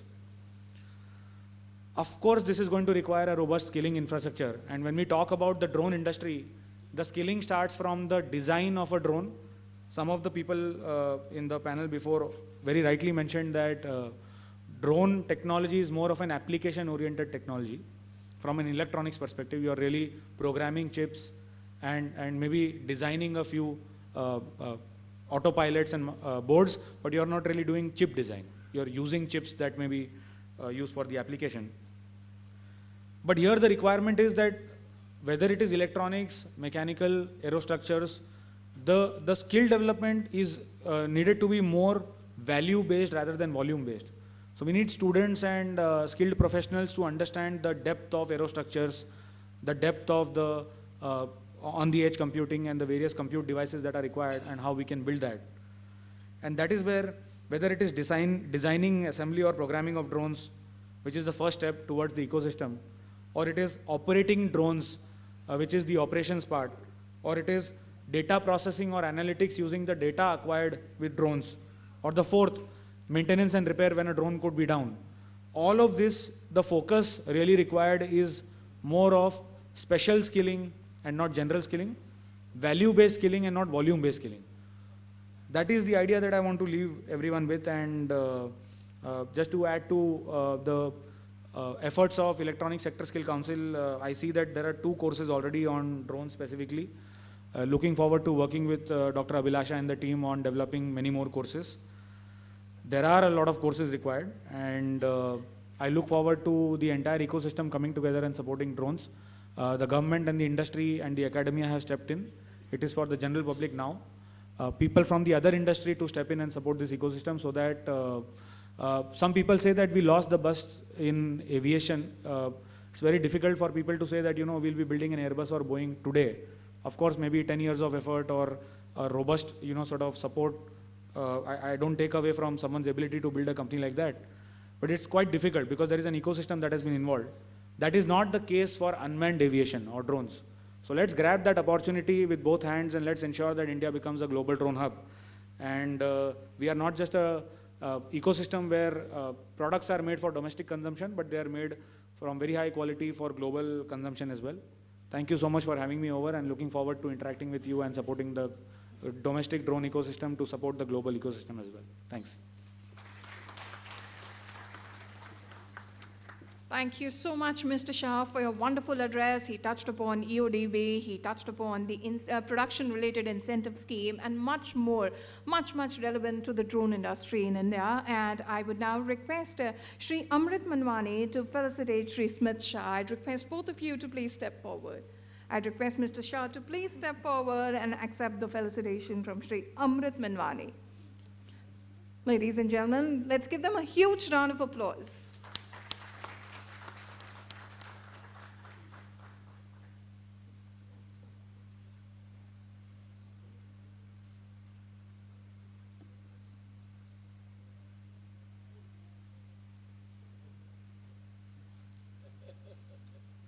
Well, ladies and gentlemen, we now have our dignitaries up the stage, and after this, it will now be time for something very, very special. But first, let's have the felicitation. Thank you so much, Mr. Shah, for your wonderful address. Well, so I was talking about something very, very special. Ladies and gentlemen, this is, just as I mentioned in the start of the event, that this is not just an evening, not just an event, this is a celebration. So let's keep the celebration going. Well, a study has been conducted to identify the skill requirement and assess the job potential in Indian electronics industry by ESSCI with our research partner Kantar in 4 sectors: semiconductors and components, electronics manufacturing system, hearables and wearables, e-waste management, circulatory. Well, if I talk about Kantar, it is world's leading marketing data analytics company with deep understanding of the global markets and having their presence in over 90 countries. So it is now time that I request our dignitaries for the unveiling of the skill research reports, semiconductors and components, EMS, hearables and wearables, and circularity. So ladies and gentlemen, let's request our dignitaries to please step forward and to do the honors unveiling of the skills research report.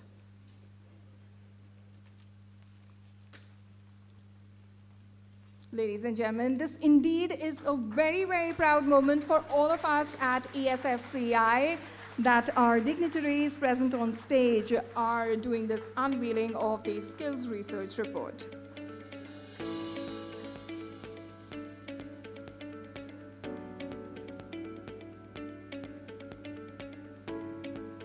Well, thank you so much. And after this, this is the 10th Foundation Day celebration, so there are a lot of reasons to celebrate.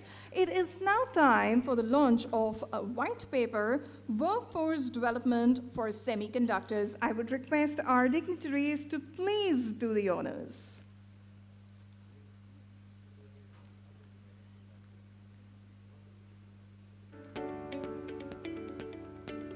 Time for the launch of white paper, Workforce Development for Semiconductors.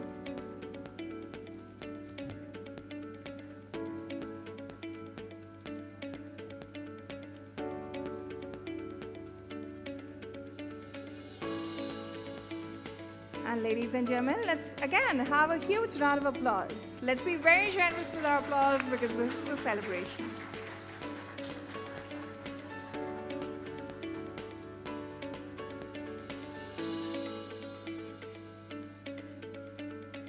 Thank you so much, everybody.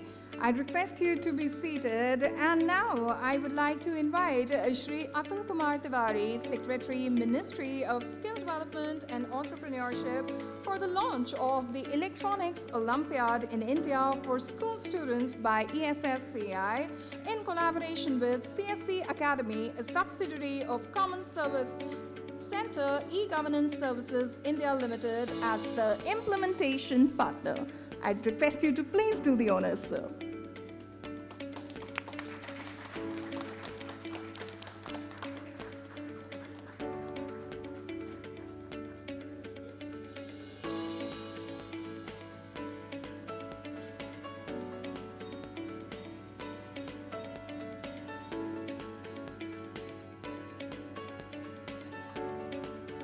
This is the auspicious day and the time where we have the unveiling, the official launch of this Electronics Olympiad. Thank you so much, sir, for doing the honors. I'd request all of you to be seated. And we have a lot of reasons to celebrate, ladies and gentlemen. Let's move ahead.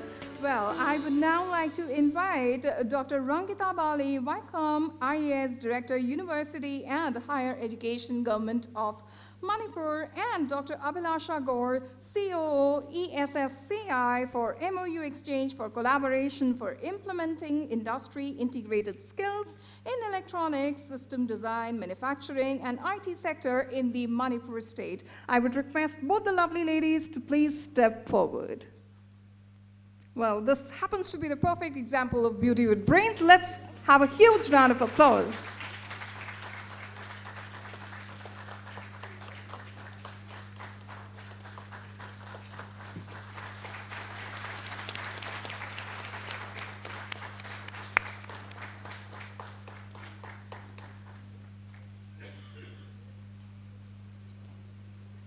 Thank you so much. I would request all of you, all the dignitaries, to please be seated. Well, ladies and gentlemen, this year, the World Skill Competition has witnessed overwhelming participation from India in 50 skills. 20 candidates from India received 2 silver, 3 bronze, and 13 medallions of excellence.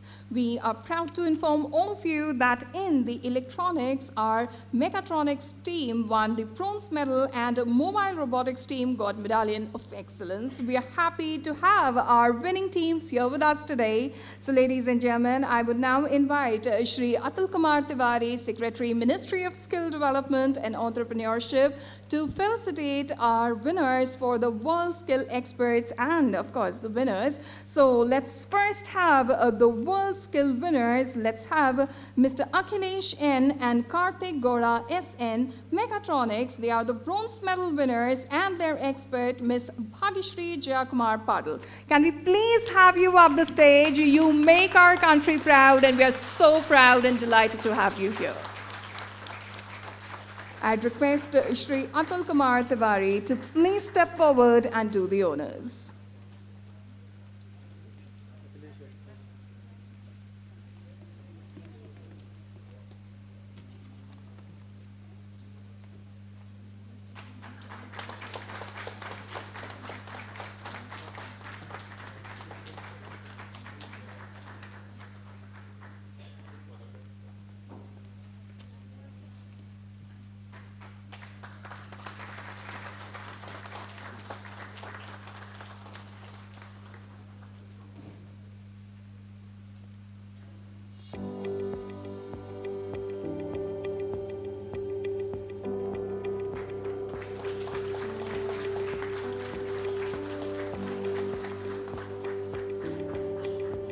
Thank you so much. And after this,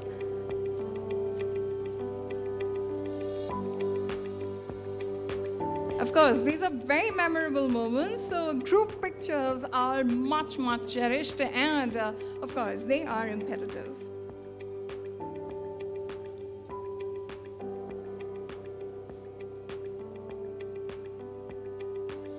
After this, I would request Dr. Ramkita Bali to please step forward to felicitate our World Skill experts and winners. I would like to call on stage Muhammad Siad P and Muhammad Faisal PK for mobile robotics, Medallion of Excellence winners, and their expert, Mr. Karan Patil. Can we please have you here up on the stage?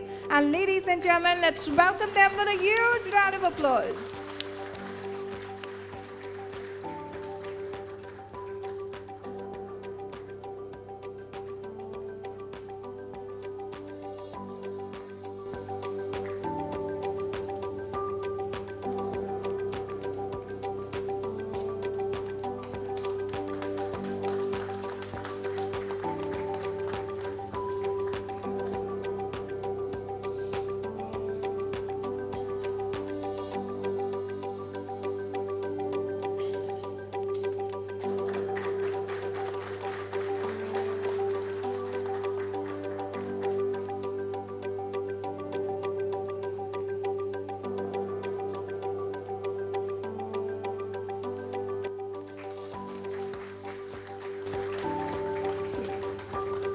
Let's have a group picture with all of you.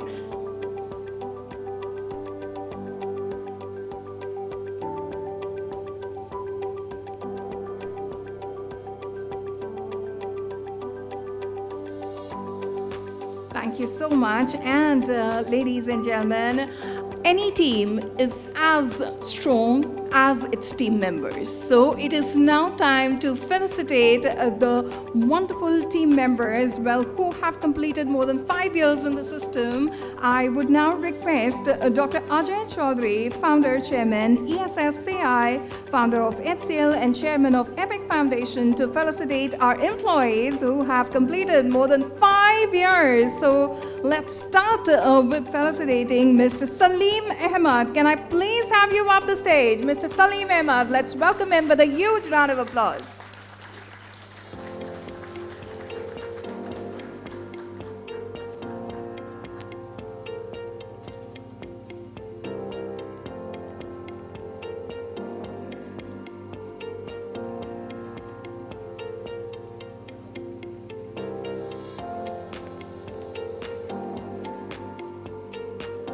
Employees with passion, devotion, dedication, and determination are the foundation for a strong team. After this, it is now time that I welcome on stage Mr. Deepankar Roy. Ladies and gentlemen, let's welcome him with a huge round of applause.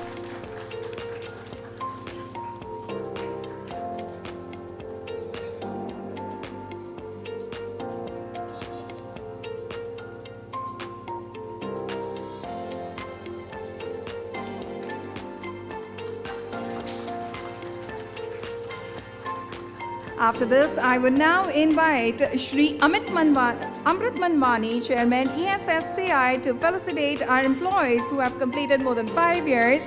And I would now invite on stage Mr. Mangesh Mithe.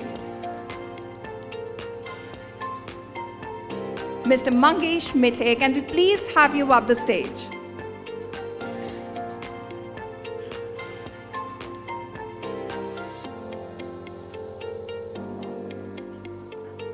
I would now like to call on stage Mr. Amit Kumar. Well, ladies and gentlemen, trust me, it is not an easy job to put up something like this on the stage. It takes a lot of work in the background, and the team is working day in, day out. So congratulations to all the team members.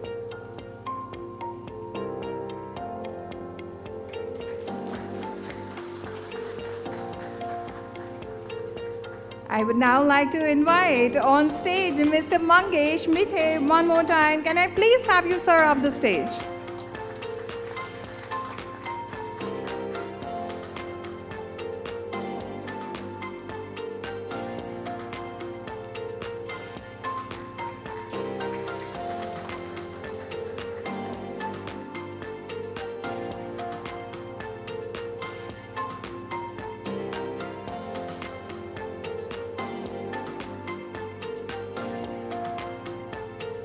Congratulations. I'd request our dignitaries to please be seated, and I would now invite Dr. Abhilasha Gaur, CEO, ESSCI, to take the proceedings ahead.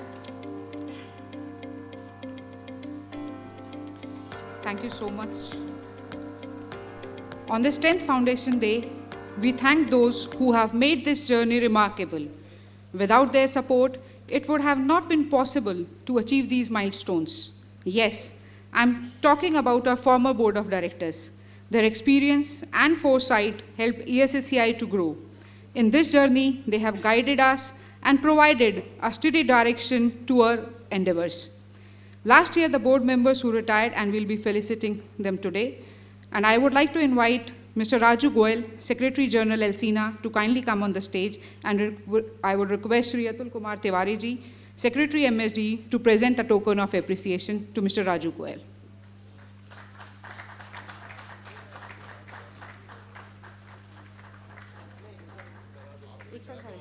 Okay.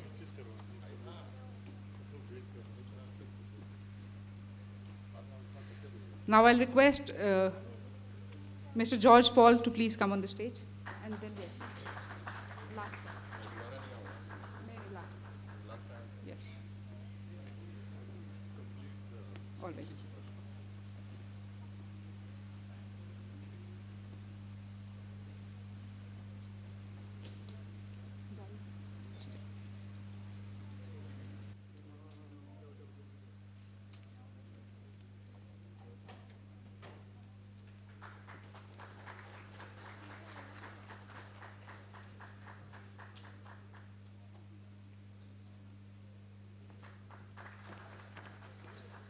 Now I would like to request Shri Atul Kumar Tiwari ji, Secretary, Ministry of Skill Development and Entrepreneurship, to kindly come and give his address.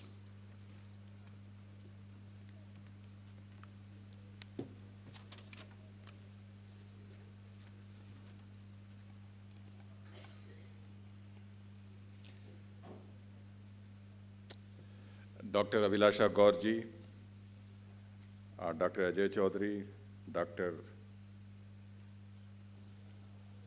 Rangita Bali Vaikom, Sri Amit Menwani ji, Sri Smith Shah ji, जना दिलावर सिंह और यहाँ पे सारे उपस्थित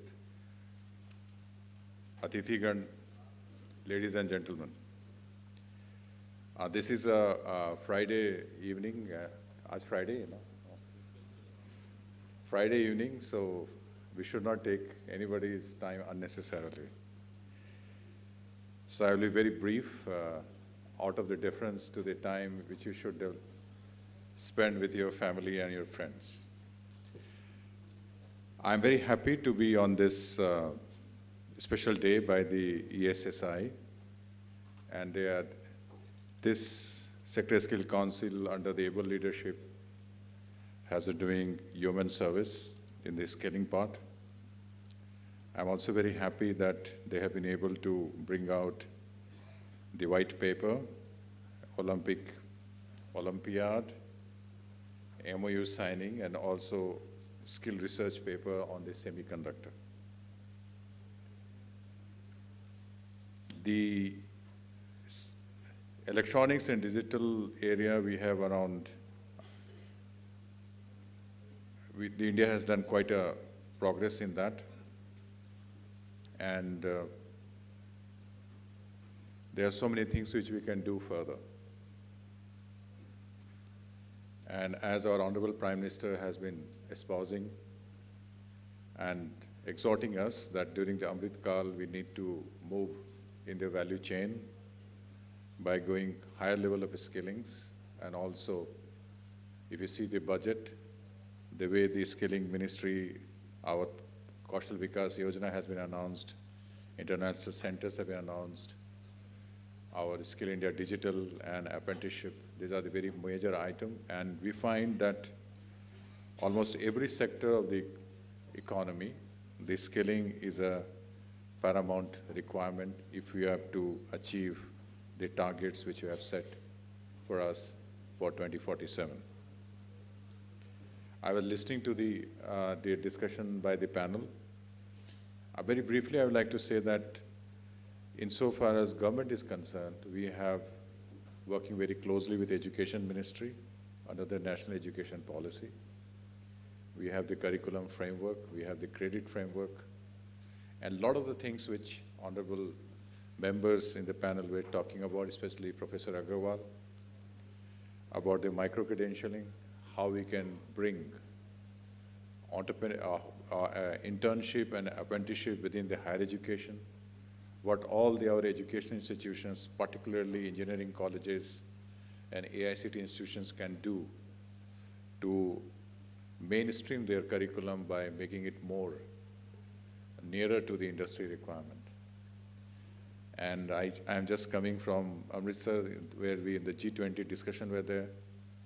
So even the G20 countries, they are all very much aligned with the fact that the way the technology is changing and there is the demographic dividend which we have, it is necessary for us to invest in the skilling, upskilling, and reskilling, just like our Honorable Prime Minister had said. Then only we can go for a lifelong learning drive, so that all of us, the existing people as well as the new one, all of them keep on integrating their, improving their skill level. So we have, in fact, during the Pradhan Mantri Kaushal Vikas Yojana number 4 also, we want to go for higher level of skillings. I was telling Dr. Gaur also that for the G20, another discussion is there in Bhubaneswar in last week of April. There also we'd like to have a special session on the semiconductor, high deep tech technology, etc. And I solicit the support and patronage of the Secretary Skill Council here.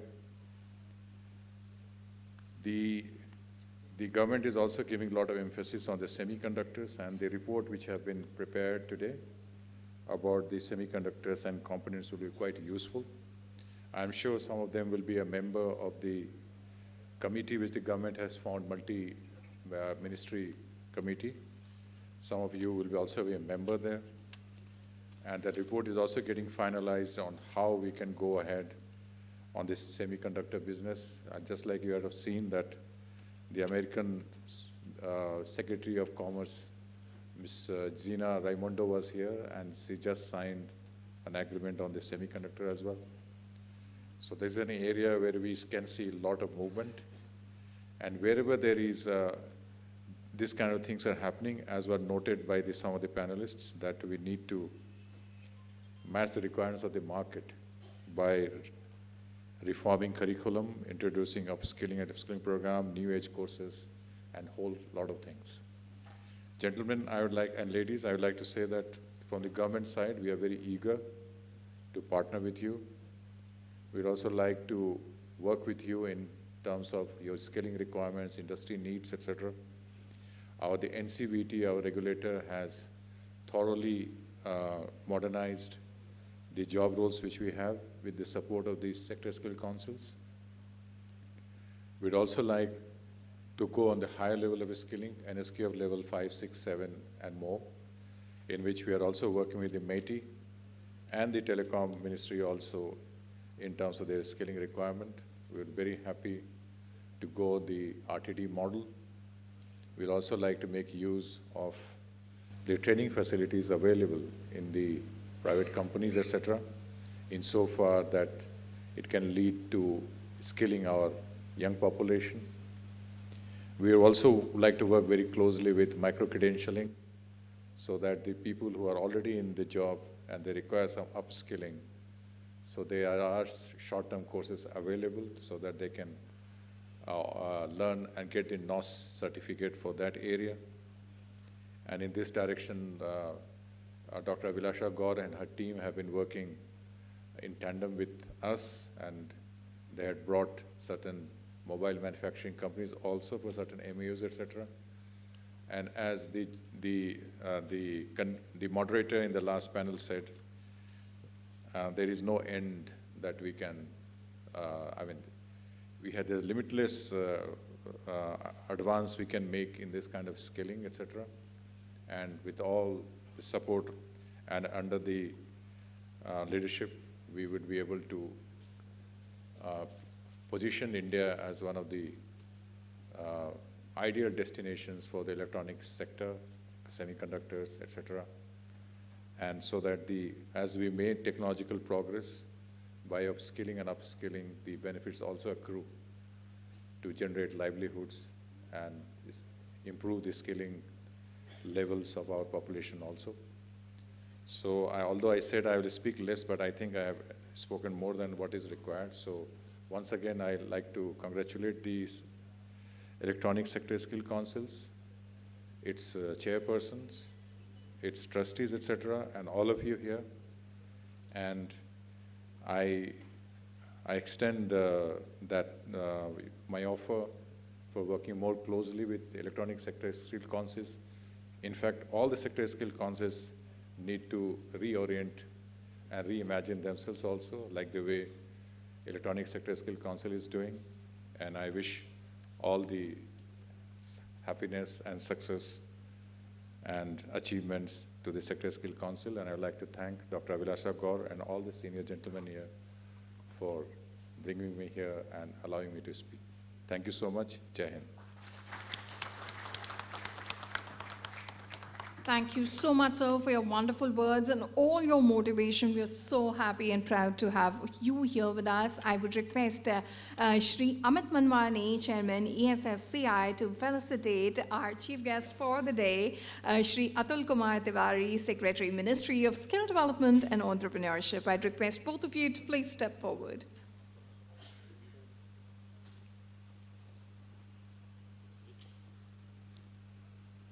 I'd request Shri Amit Manwani to please do the honors.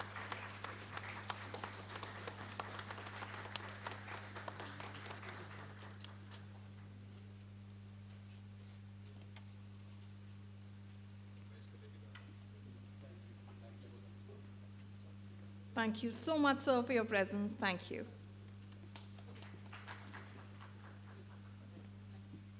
And after this, it is now time to hear it from Shri Amit Manwani, the man himself, Chairman ESSCI. Ladies and gentlemen, let's welcome him with a huge round of applause.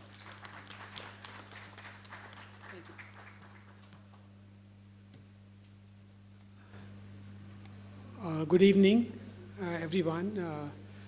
our distinguished guests on the dais, um, distinguished guests, ladies and gentlemen. I stand here with a sense of nostalgia because it was about 10 years ago.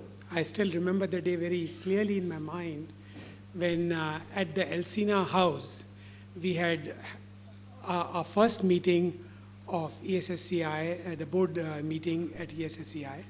At that time, ESSCI was only four-man organization.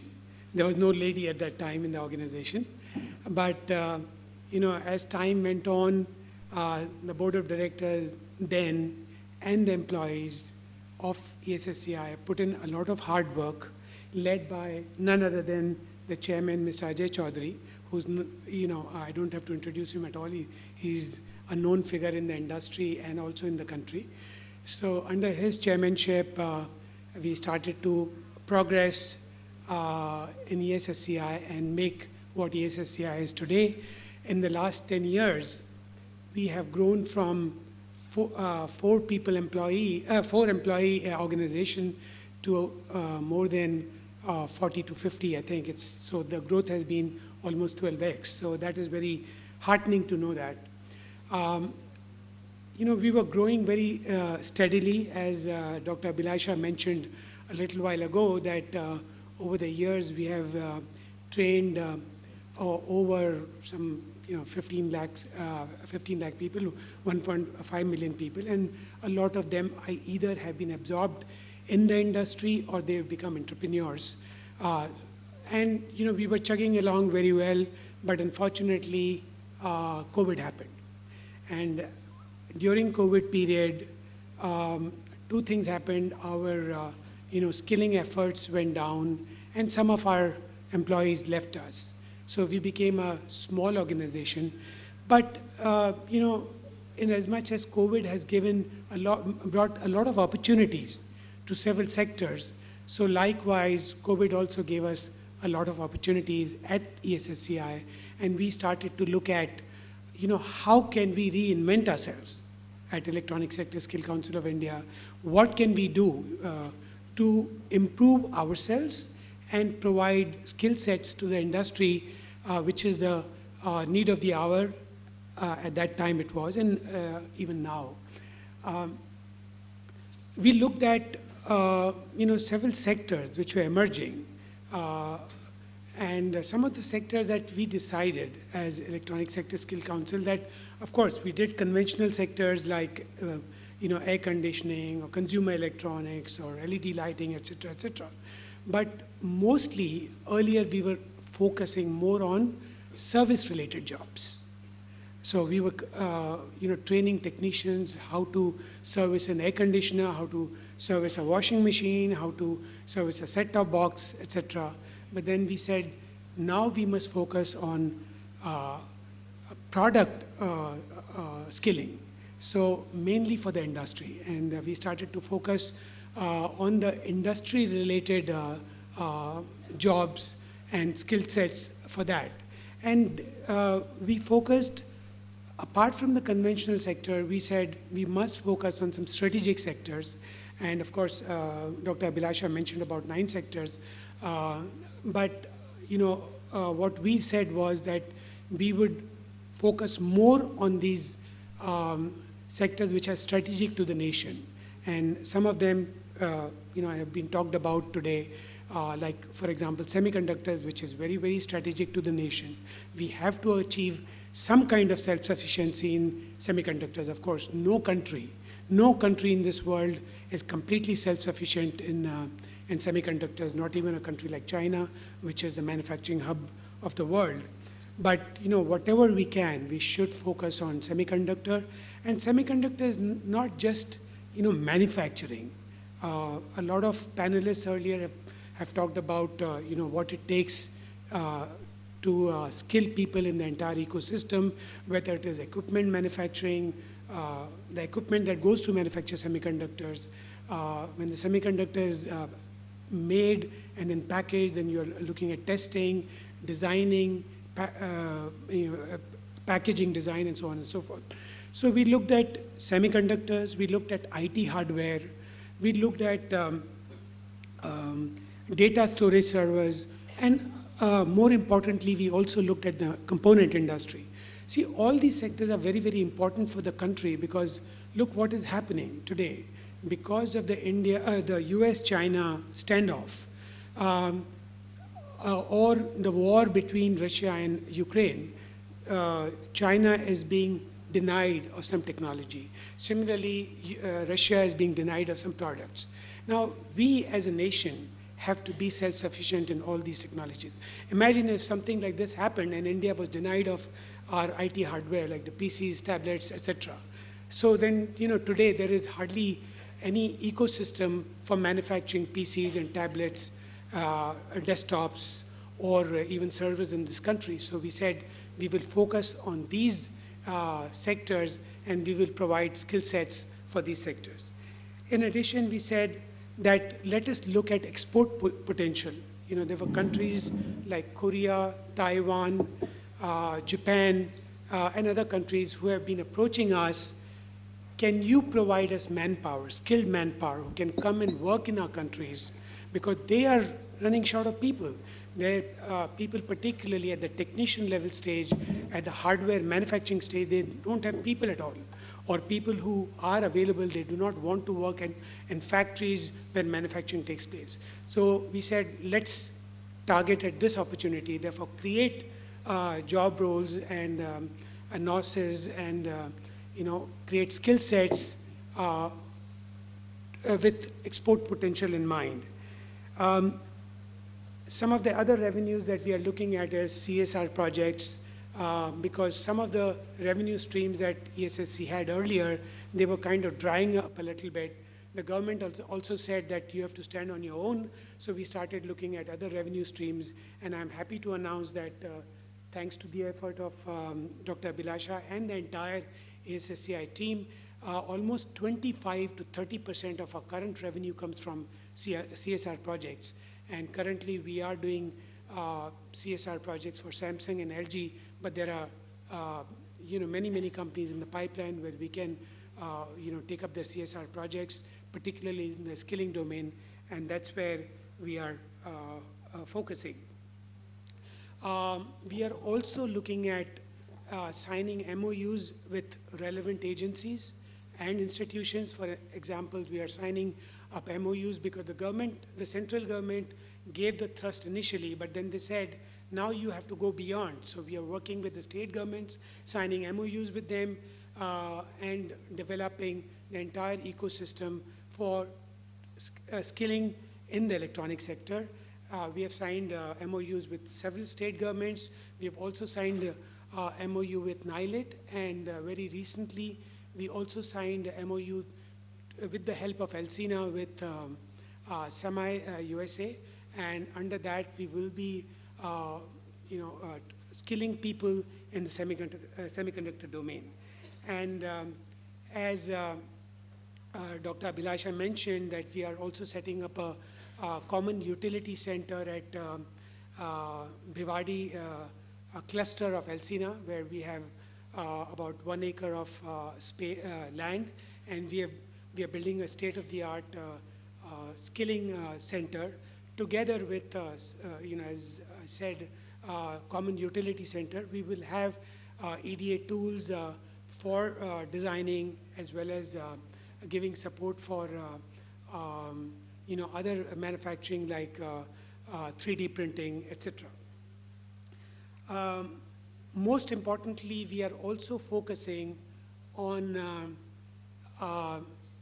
designing, because I firmly believe, and I've talked to a lot of people, we have to not only become the manufacturing hub of the world next to China, or even beat China, but more importantly, we have to become the knowledge capital of the world and R&D capital of the world.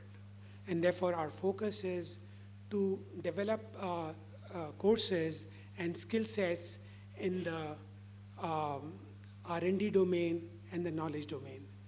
I will give you an example. My company is today engaged in developing an LED chip, LED driver chip, where there's a huge demand. Today we are 100% dependent on China. Our demand in the country is more than 120 crore units that is consumed or required every year, and we are dependent 100% on China.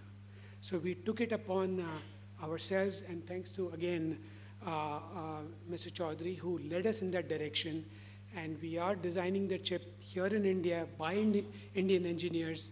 We are being helped by some organizations, but hopefully we will be able to develop a completely indigenized LED driver chip in India. Of course, the wafer will have to come from overseas because there is no foundry as yet in India, but then subsequently it'll be, the package designing is being done by Indians. We will package it in India, and we will test in India 100%. So that is the small step that we have taken, but as Electronic Sector Skill Council, we are determined to work towards making India as the R&D capital of the world. I would like to end with one more objective that we have in mind. We want to make ESSCI as a platform for bringing the industry, the academia, and the government together. Today what is happening is, and I've traveled to a lot of colleges, universities, including IIT Jodhpur, IIT Delhi, and IIT Delhi, and so on and so forth, and I find that there is a lot of knowledge available there, but that is not available to the industry. Similarly, the government has a lot of programs, but those programs don't get translated to the industry, and therefore there is no local product available that we could truly say that this is an Indian designed product. Today we are completely dependent on products which are designed overseas. Perhaps some designing is being done here, but IP belongs to other countries. So we are looking at providing a platform for all the three entities to get together. Before I end, I would like to thank our former chairman, Mr. Ajay Chaudhary, because he gave us the direction and built Electronic Sector Skill Council to the level that it is today. I must also thank Dr. Abhilasha and all the employees of Electronic Sector Skill Council, who in the last several years have put in a lot of effort and brought Electronic Sector Skill Council to where it is today. Thank you very much, and thank you everybody. Thank you so much, Shri Amrit Manwani, for your warm and thought-provoking address. Thank you so much, sir, for your kind words. And after this, it is now time for address by our distinguished guest, Dr. Rangita Bali, Wycombe IAS Director, University and Higher Education, Government of Manipur. Ma'am, we would request you to please say a few words. Ladies and gentlemen, let's welcome her with a huge round of applause.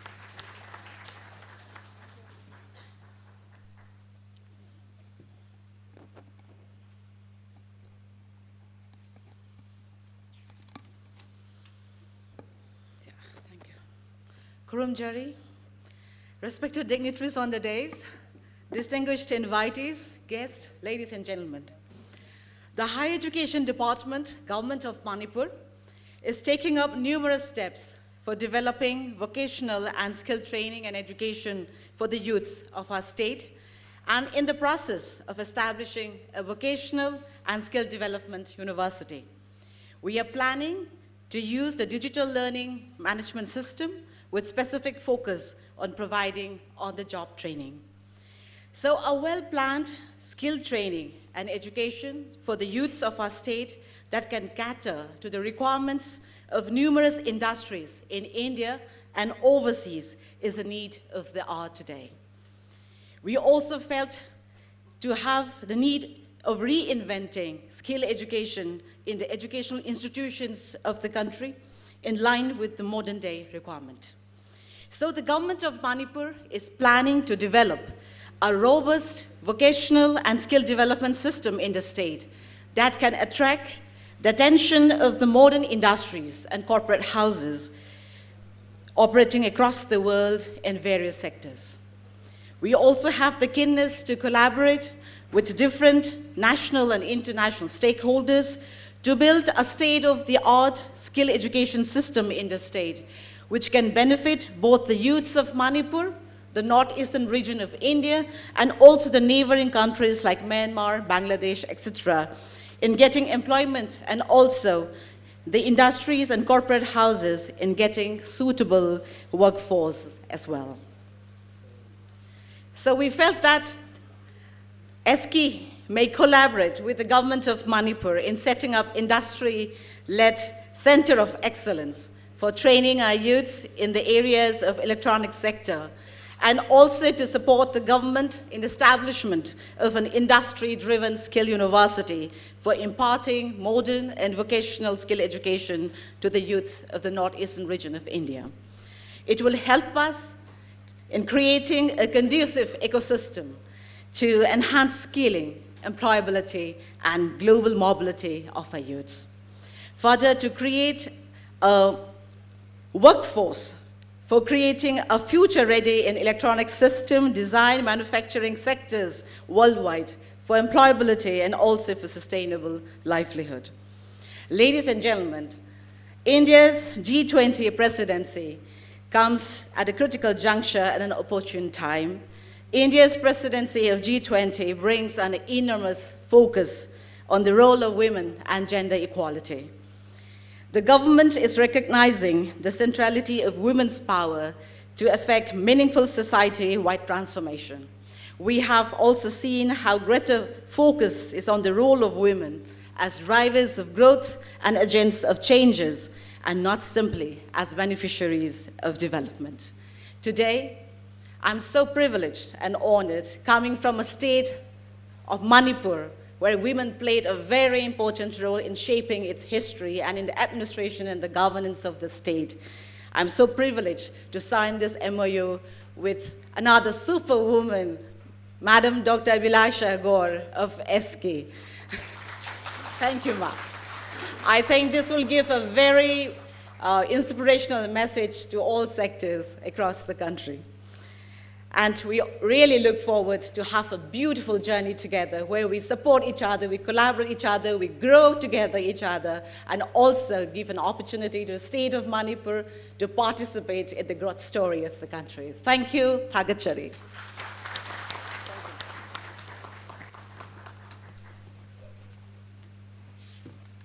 Thank you so much, ma'am, for your wonderful words. I would now request Shri Amrit Manmani to felicitate Dr. Rangita Bali.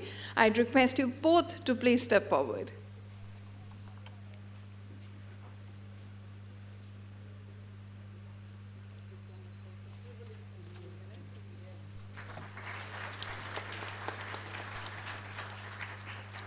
Ladies and gentlemen, our distinguished guest of honor, Dr. Rangita Bali. Thank you so much, ma'am. And I would now request Dr. Abhilasha Gaur to please step forward and felicitate Dr. Ajay Chaudhary. Ma'am, please do the honors and felicitate our guest of honor. I would like to speak something Okay, and then we'll absolutely. Thank you.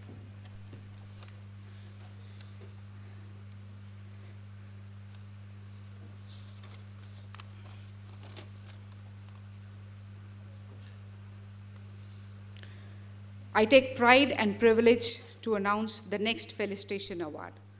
Our beloved former chairman, Dr. Ajay Chaudhary. I'm falling short of words as I talk about his contribution, mentorship, time, and efforts he has put in to shape the council the way it is today. Sir, your words of encouragement, guidance, and advice kept us sane while chasing our dreams and deadlines. We wanted to appreciate you and express how glad we are to work under your leadership. We are genuinely proud to be led by such a visionary yourself. I have just finished reading the book written by you, Just Aspire, which was launched this week only. I must say that it's not only the story of the successful business which you have created, but also it talks about dreams, aspirations, hope, and achievement, and definitely a lot of timeless lessons narrated on entrepreneurship, technology, and the future were very, very motivating.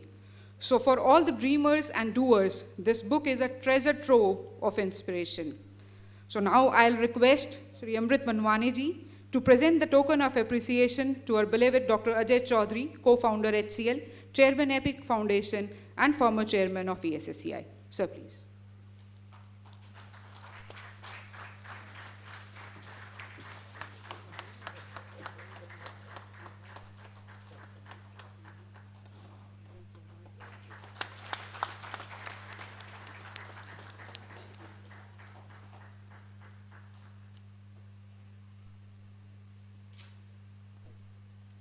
Well, I would now request. One second. Now Mr. Vinod Sharma has also joined us. So that one felicitation was left. So now I'd like to request our former director, Mr. Vinod Sharma, to kindly come, and will request Mr. Amrit Manwani to please present a token of appreciation to him. Mr. Vinod Sharma is MD of Deki Electronics and has been associated with the ESSCI from last almost 8 years plus. Thank you, sir. Thank you, sir.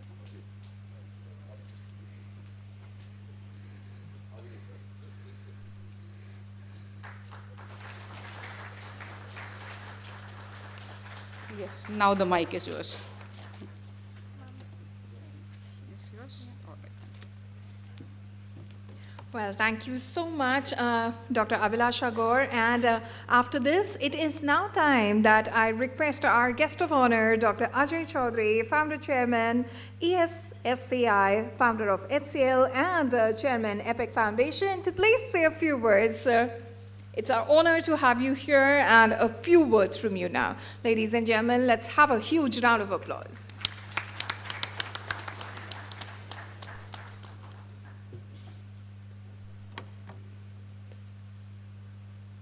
Well, when we started the council 10 years ago, we really didn't think that we would go so far. And it's such an amazing journey. And to see everybody around me who actually made it all happen. And I think it's a matter of pride that so many associations got together for the first time to create something. And that's always been my dream, that all the associations get together and create one single electronics association. Maybe that will still remain a dream, but I've written about it in my book also. So someday, I hope it will happen. But I'm very proud of the fact that we all worked together in creating what we did. And I don't think there was any moment of dissent at any particular time, right through this period. We all worked on making the growth of this council happen. I think that was ESSI 1.0, and then we went on to create 2.0. I think now the future is going to be very, very interesting. There are so many new opportunities for the council to seize upon. And today, you've actually put together this fantastic report on creating skilled manpower for the semiconductor industry. I think the semiconductor industry in India is just about starting up. The design piece has been there for a while, but the rest of the pieces are just going to happen as we go forward. So very timely, and I think this will be a very large requirement, not just in India, but globally. Because all the countries that you see where the industry is located, whether it's the US, Europe, Japan, Korea, all these countries are graying. And they just do not have enough people to take care of the needs that they have. In the last, due to COVID and all the shortage of semiconductors and the phenomenal growth that's taking place now of many, many semiconductor plants coming up all over the world, the need for such manpower is going to be quite phenomenal. So not only should we have a program for training people for semiconductors, we should include language training with that. So for example, if you want to work in Taiwan, you should have Mandarin skills. If you want to work in Japan, you should have Japanese skills and so on. So I think that's something that the Skills Council should definitely work towards, and also create relationships with various countries so that as you create people, you also have an opportunity to place people globally. We are pretty much, every third person is an Indian. So I think it's going to be a situation where most countries will have Indians working in all kinds of places. And semiconductor is going to be a very big deal. Two major changes are going to happen. One is the fact that if you look at many, many years ago, if I used to walk into a conversation held in a drawing room on an evening, most people used to say, why don't we have a Google? Why don't we have a Microsoft? This is a typical discussion we used to have 10, 15 years ago. And then suddenly an organization called iSpirit got created in Bangalore, which started to create this whole concept of India as a software product nation. And I remember that presentation that was made 8 years ago by them on India as a software product nation. India as a software product nation is today a reality. We already have a $1 billion first company called Zoho as a product company. So many, many companies have happened. There are many unicorns now in the product area. And so it's a very good journey that we have actually taken up. So our capability from services has gone to product. I think the same story has to be repeated in electronics. If you look at the history of electronics in India, when we started HCL, we used to make everything ourselves. We used to design our own motherboards, we used to design our own cards, we used to design everything ourselves, and we used to write our own operating systems. We wrote our own interpreters and compilers, and we did everything ourselves. And then suddenly the government, in its wisdom, decided to bring in WTO, and all of the electronics piece in this country died. I think we need to bring that back. We need to bring what was India to be happening today. So therefore, India as a product nation, we now have to translate into India as a hardware product nation as well. And I think that is where we should be taking the country. And the good news is that I've had discussions with pretty much all the key people in the government, and everybody agrees that this is a great time for us to do it. And the reason for it is simple. Till now, if anybody wanted a product, electronic product, they went to China, they went to a design house, got it designed, got it manufactured, brought it back, put a label, and sold it. Now that's the condition all over the country. It's not just Indian companies that did that. European companies did that, American companies did that. I think now because of zero COVID policy of China, disturbance in supply chain due to COVID, due to the geopolitical situation, and our situation as a country where China is sitting right on the border, I think it's very important for us to diversify from just manufacturing to making products. So we need to go back to what we used to do before. We used to make products, we've forgotten to make products, we now need to bring that back and make products in India. And one of the suggestions that I've given to the government is that in the next 10 years, we should define which products we should make. Maybe we should define that we should actually identify 500 products that we must make in the next 10 years. We talked about medtech earlier. Everybody talked about that literally everything is imported. 80% of medtech electronics is imported today. I mean, this is a very ridiculous state of affairs. Somebody is sitting on our border, and last 2 years, our import bill for electronics is increased from China. So I think this is something that we all need to very seriously look at and recreate the requirement of creating products. And what does that mean for the council? What it means for the council is beyond the semiconductor program for training, we need to create programs for making products. There is not a single program in this country, in any IIT or any engineering institute, that teaches how to make a product. And it's not a good situation to be in. We need to teach all our people how to design for BOM, how to design for manufacturing, how to design for service, how to design for sustainability. And why am I talking sustainability?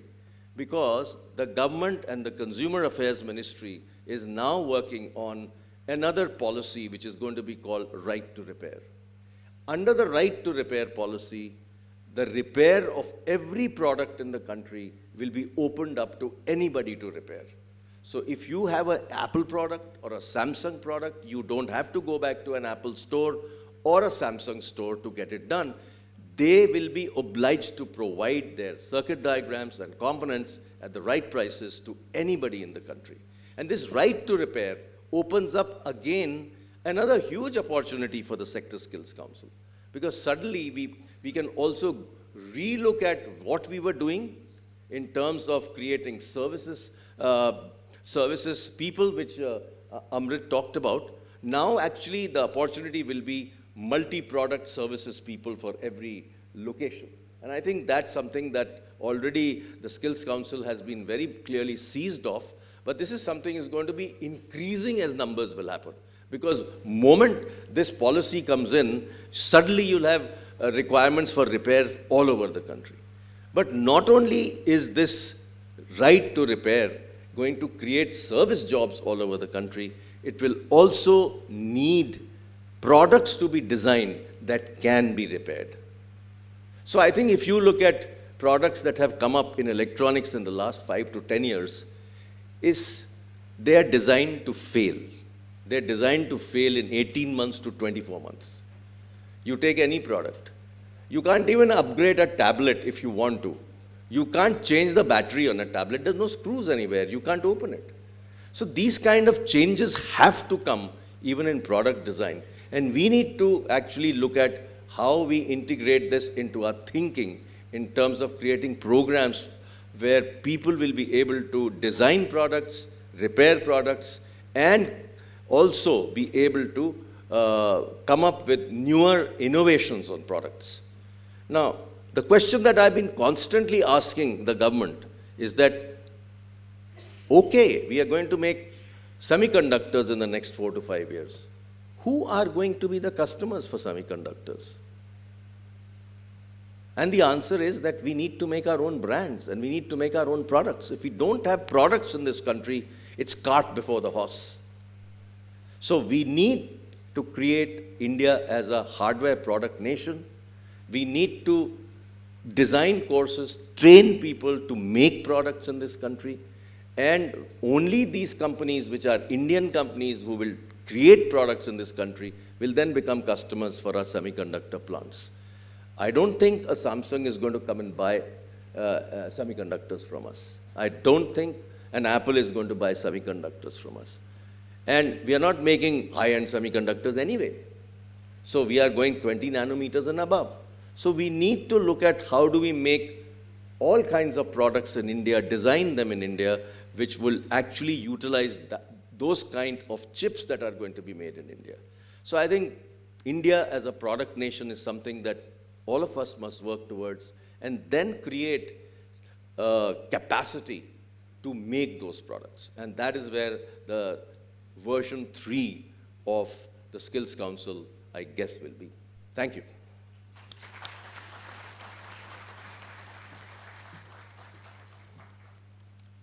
Thank you so much, sir, for your insightful address, and thank you so much for sharing your vision with us. And after this, I would request Sri Amrit Manwani to please step forward and felicitate our speaker, our wonderful speaker, I should say, ladies and gentlemen, Dr. Ajay Chaudhary. I would request both of you to please step forward. Ladies and gentlemen, our guest of honor, Dr. Ajay Chaudhary, who had just shared with us wonderful thoughts on this platform. Thank you so much, sir, for your presence.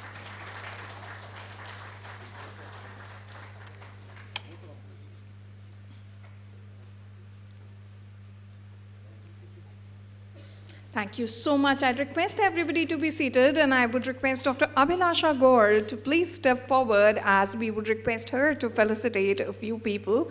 Well, I would first and foremost request you, ma'am, to felicitate Shri Amrit Manwani, Chairman, ESSCI. I'd request you to please step forward and felicitate the man himself.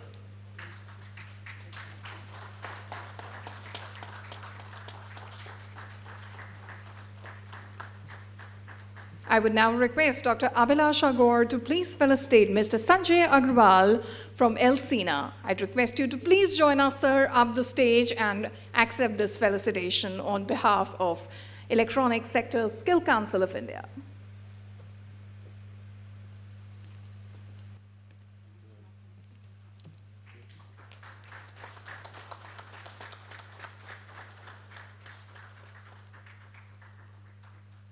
I would now request Dr. Abhilasha Gaur to please felicitate Major General Dilavar Singh, Senior Advisor, Indian Center for Interdisciplinary Studies, Science and Technology. Thank you so much, sir, for joining us here today.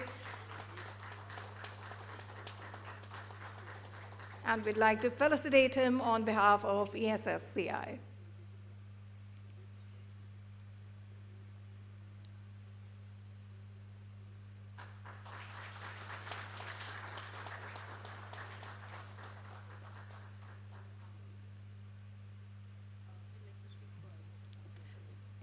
I would now request Major General Dilavar Singh to please say a few words.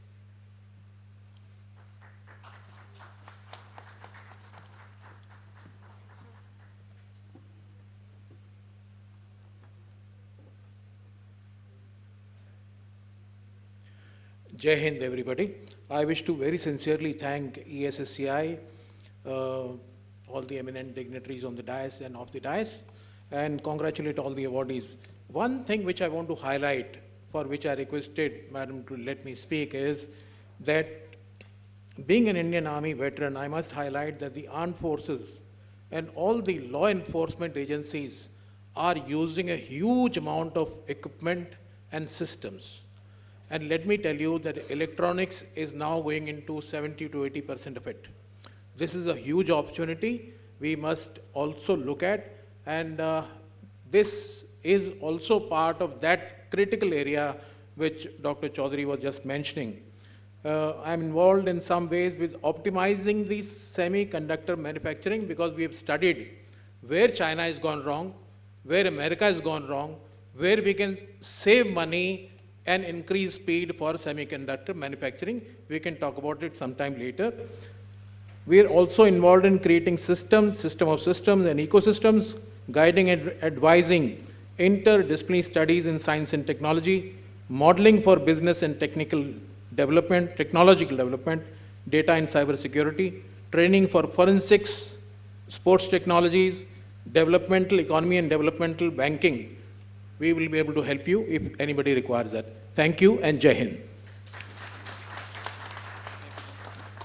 Thank you so much, Major General Dilavar Singh, where you rightly touched upon touching the opportunities and tapping that untapped potential. Thank you so much, sir. And ladies and gentlemen, as we move ahead with the evening, we almost are towards the end of this evening. I would now invite on stage Dr. Abhilasha Gaur for the vote of thanks. Ladies and gentlemen, please put your hands together for Dr. Abhilasha Gaur, CEO, Electronics Sector Skills Council of India. Thank you so much. As we say that good things come to an end. So this evening is also coming to an end. On behalf of ESSCI, I take this opportunity to propose vote of thanks to those who have directly or indirectly contributed to this event. At the outset, I would like to thank our chief guest, our guest of honor, our esteemed and eminent guests, panelists, speakers who enlightened us with their knowledge and presence. We are thankful to our chairman, Mr. Amrit Manwani, and other board members for their motivation and support. I would like to thank our industry and academia partners, training and assessment partners, our friends from media for taking out time and joining us for this event. I take this opportunity to thank CSC Academy, who have partnered with us for the Electronics Olympiad for the schools. Our research partner, Kentar, for the skill gap study. Our media partner, Mr. Brajesh, Aapki Baat, DD News. Mr. Pranshu and Mr. Hani from our creative agency, DG Alps. Last but not the least, my heartfelt thanks to all my colleagues, Team ESSCI. Let's give them a huge round of applause.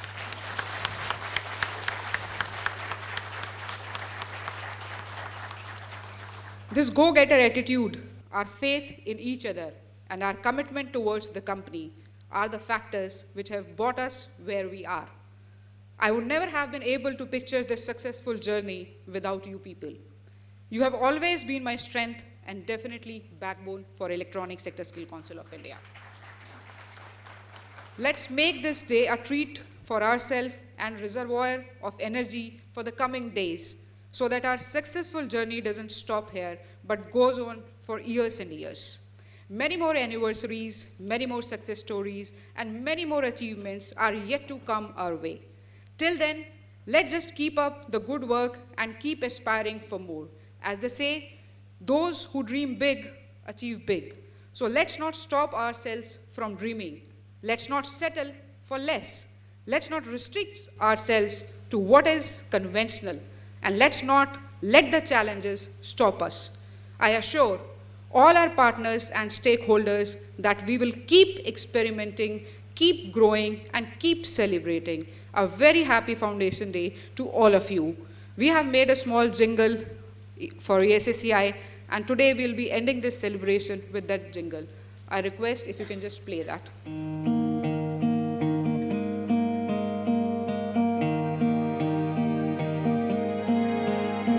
खुशियों के तराने हैं, हंसने के बहाने हैं, सपने सच हो जाने हैं सारे। ESSCI is gonna lead the world, सारे वादे पूरे करने हैं।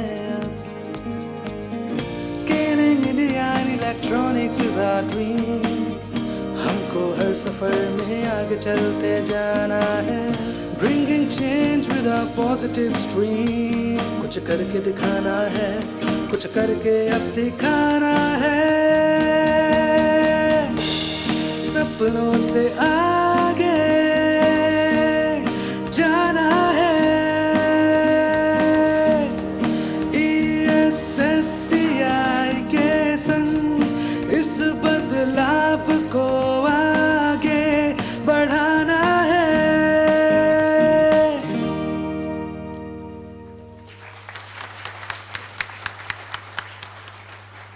Thank you once again to all of you for joining us tonight. Thank you. Jai Hind. Ladies and gentlemen, many more such anniversaries are yet to come. Many more celebrations are yet to come. Let's never stop dreaming and let's never stop believing. And it is now time that we all rise for the national anthem. Jana Gana मन अधिनायक जय हे भारत भाग्य विधाता। पंजाब सिंध गुजरात मराठा द्राविड उत्कल बंगा। विंध्य हिमाचल यमुना गंगा उच्चल जलधि तरंगा।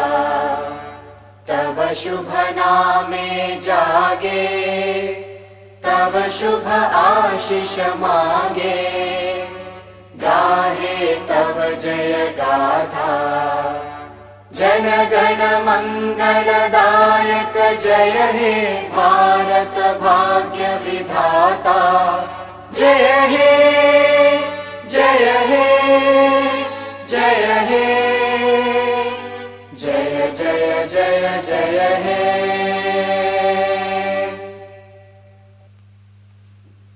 Thank you so much, everyone. Once again, we'd like to thank all our dignitaries, all our delegates, industry partners, VIPs, media partners, each and everyone for gracing this occasion.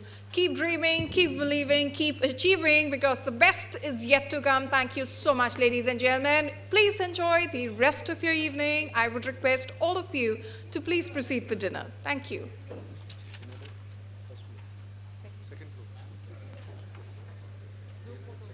We request all of you to please proceed for dinner at a second floor.